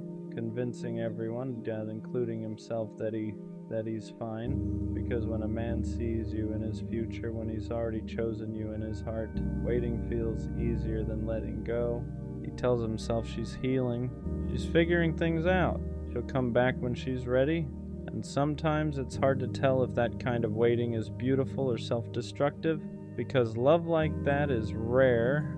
A man who's willing to pause his own needs, put his feelings on hold, stay loyal to the idea of you without knowing if you'll ever choose him back. That's not weakness, that's commitment. But commitment without clarity can slowly break someone. So if you have a man like that, someone willing to wait while you sort through your life, you can't treat that lightly. Take the time you need, heal what you need to heal, do what you need to do, but don't let him wait if you already know you're not coming back. Because the cruelest thing is letting someone hold on to hope when all that's waiting for them is disappointment. A lot of men won't walk away. They'll keep telling themselves one more month, one more sign, one more chance, not because they're desperate, but because they care. So if you can love him again, do it fully. And if you can't, tell him, don't make him wait just to slowly lose himself loving someone who was never going to return. What people don't see is what waiting does to him. Not on the outside. He looks fine. He still shows up, still laughs at the right moment, still pretends he hasn't built his days around the possibility of you coming back. But inside, everything is on pause. He doesn't let himself move on, doesn't let himself get close to anyone else, doesn't let himself fully hope or fully let go, because doing either would feel like betraying the future he pictured with you. So he lives in the middle, not chosen, not free, just waiting. He rereads old messages looking for reassurance that maybe he didn't imagine the connection. He remembers how you looked at him, how you laughed with him, how real it felt, and that's what keeps him there. Not obsession, not desperation, memory. He tells himself real love requires patience, that if it's meant to be, it'll come back around. But patience without direction starts turning into quiet pain, because every time you say, I don't know yet, he hears, not now, but maybe, and maybe is enough to keep him holding on. What breaks him isn't waiting itself. It's not knowing whether the waiting means something to you too. He would wait longer if he knew it mattered. He would walk away if he knew it didn't. But uncertainty keeps him stuck, and the longer he stays there, the more of himself he puts on hold. His needs, his timing, his chance to be loved fully, all for someone who may never come back. And that's the part no one talks about. Waiting doesn't just cost time, it costs pieces of him he doesn't realize he's giving away. At some point, the waiting starts asking questions back, not out loud, not in a way he can easily answer, just quiet thoughts that show up late at night when there's nothing left to distract him. Am I being patient, or am I just afraid to let go? Because there's a difference. Patience comes with trust, with direction, with some kind of reassurance that the waiting has meaning, but what he has is uncertainty. He's not waiting because he's calm. He's waiting because walking away would mean admitting that the future he imagined might never happen. And that's harder than staying still, so he tells himself stories. That love is supposed to hurt a little, that timing matters more than readiness, that if he just proves he's loyal enough, consistent enough, understanding enough, it'll all make sense one day. But love isn't supposed to feel like erasing yourself. It isn't supposed to require putting your life on hold indefinitely. It isn't supposed to make you question whether your needs matter at all. Still, he stays. His hope is quiet, but it's persistent. He whispers things like, she'll come back. She just needs time. It'll be worth it. And as long as that voice exists, letting go feels like failure, like giving up on something real. What scares him most isn't the idea of her choosing someone else. It's the idea that she might never choose anyone, and he still waited anyway. That he might look back one day and realize he sacrificed his own chance to be loved fully for someone who was never coming back. And that realization doesn't make him angry. It makes him tired, because waiting stopped feeling romantic a long time ago. Now it just feels heavy. And deep down, he's starting to understand something he's been avoiding. Love shouldn't feel like standing still while life passes you by. There comes a moment when waiting stops feeling like love and starts feeling like self-abandonment. It doesn't happen all at once. There's no dramatic breaking point. It's quieter than that. It's the realization that his life has been moving around someone who isn't moving toward him, that he's been planning a future with someone who won't even promise a present. He notices it in small ways, how he avoids making plans because what if she comes back?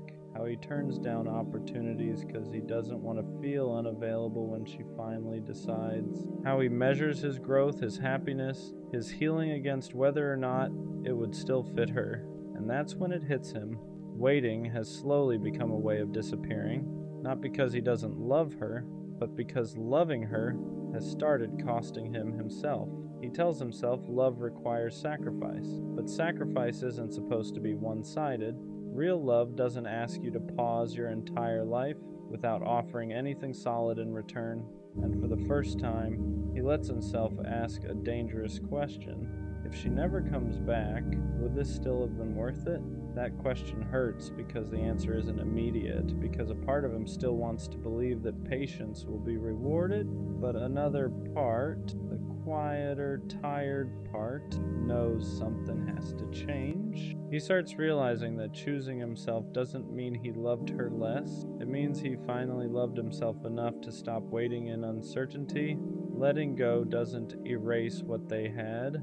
It doesn't make the feelings fake. It doesn't turn the waiting into a mistake. It just means he's done confusing hope with a promise, because love shouldn't require you to disappear quietly just to prove you're loyal.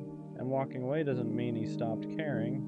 Sometimes it means he cared enough to stop hurting himself in silence. Letting go hurts differently than waiting ever did. Waiting was familiar, painful but predictable. It gave him something to hold on to, even if that something was uncertainty. Letting go feels like free fall, because when he finally stops waiting, there's no future version of them to lean on anymore. No, maybe one day. No imagined moment where she finally says she's ready. Just silence, and that silence is loud at first. He feels it in the empty spaces where hope used to sit, in the routines he built around the idea of her coming back. For a while, he doesn't know who he is without the waiting, because waiting gave his love direction. It gave his patience purpose. It made the pain feel meaningful. Now he has to sit with something harder, grief, not just for her, but for the version of himself who believed love always meant endurance. He realizes how long he ignored his own needs, how often he told himself later, instead of asking for what he deserved now. And that realization stings, because he wasn't weak, he was loyal. He just stayed loyal to someone who couldn't meet him where he stood. Healing doesn't come all at once. Some days he still wonders if he gave up too soon, if one more month would have changed everything. But then he remembers how heavy the waiting felt, how small his world had become, how much of himself he put on hold. And slowly something shifts. He starts choosing himself in quiet ways. He makes plans without hesitation. He opens himself to new moments without checking if they'd interfere with the future that no longer exists. And for the first time in a long time, his life starts moving forward again. Letting go didn't mean he stopped loving her.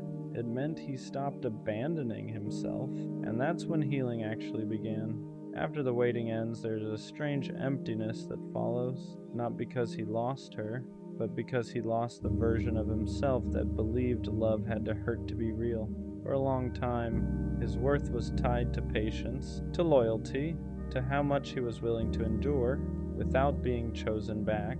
And when that chapter closed, he didn't immediately feel strong. He felt unsure, because when you spend so long putting someone else first, you forget what it feels like to be a priority in your own life. He starts noticing it in small moments, how uncomfortable it feels to ask for what he needs, how he second guesses himself when someone shows interest too easily, because ease feels unfamiliar now. He was used to earning affection, proving commitment, waiting quietly without complaint, so when someone shows up without confusion or hesitation, it almost feels wrong, Like love should require more suffering than this. That's when he realizes how deeply the waiting shaped him. He didn't just pause his life, he learned to minimize himself. He learned that his needs could wait, that his feelings were negotiable, that love meant staying even when nothing was being offered in return. Unlearning that takes time. He has to remind himself that love isn't supposed to feel uncertain, that commitment doesn't mean self-erasure, that being chosen shouldn't feel like a reward for endurance. Slowly he starts rewriting the rules. He lets himself want clarity. He lets himself walk away when something feels one-sided. He stops confusing consistency with compatibility, and piece by piece his sense of worth comes back, not because someone else validates it, but because he no longer abandons himself to keep someone else comfortable.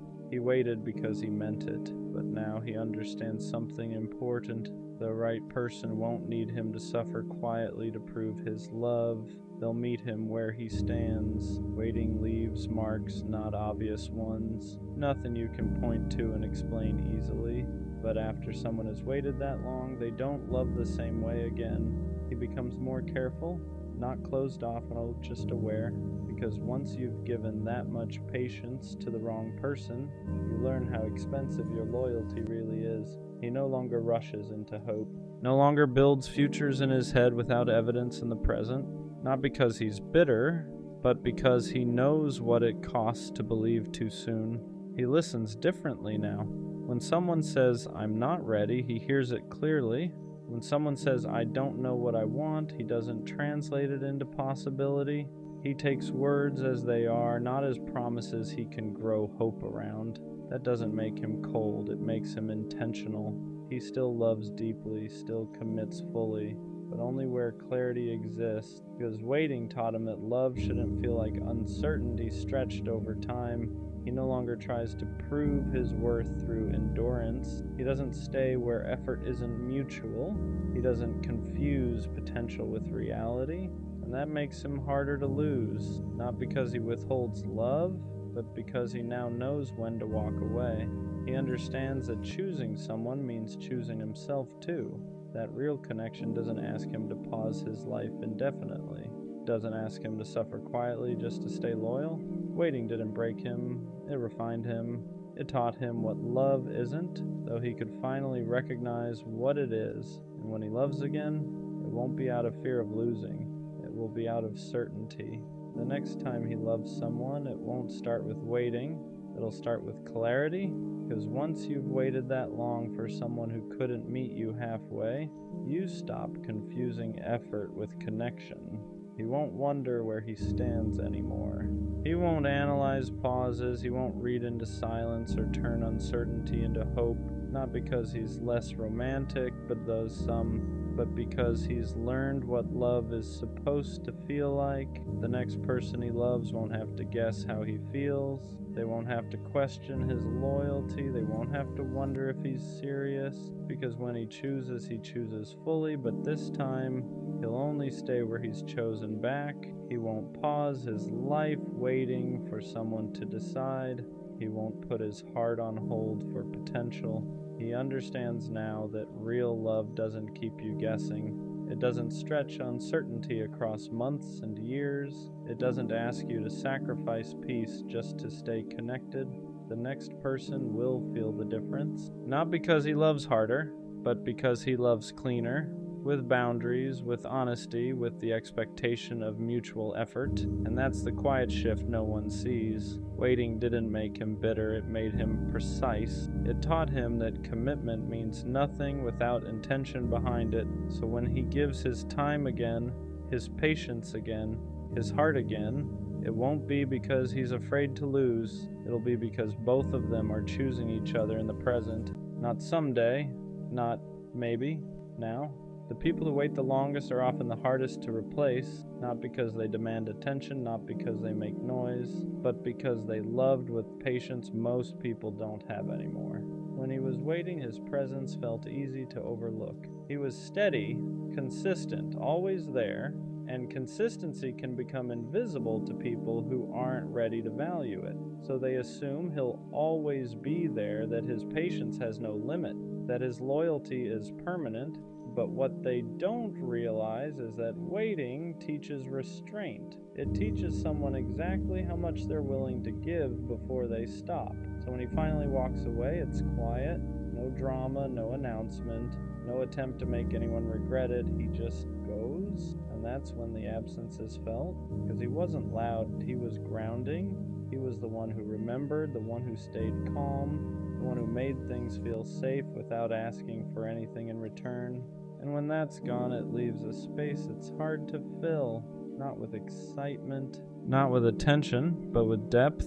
That's when people realize they didn't lose someone dramatic, they lost someone rare, someone who would have waited longer than anyone else, but chose not to abandon himself anymore. And that's the part that hurts the most. Not that he left, but that he learned how to leave, because once someone like that is gone, they don't come back confused. They don't come back waiting. They move forward with intention, and by the time anyone realizes what they lost, he's already chosen himself. Waiting was never the problem was waiting without being chosen back. For a long time, he believed love was proven by how much you were willing to endure, how long you could stay, how patient you could be, how quietly you could hurt without asking for reassurance, and he did that.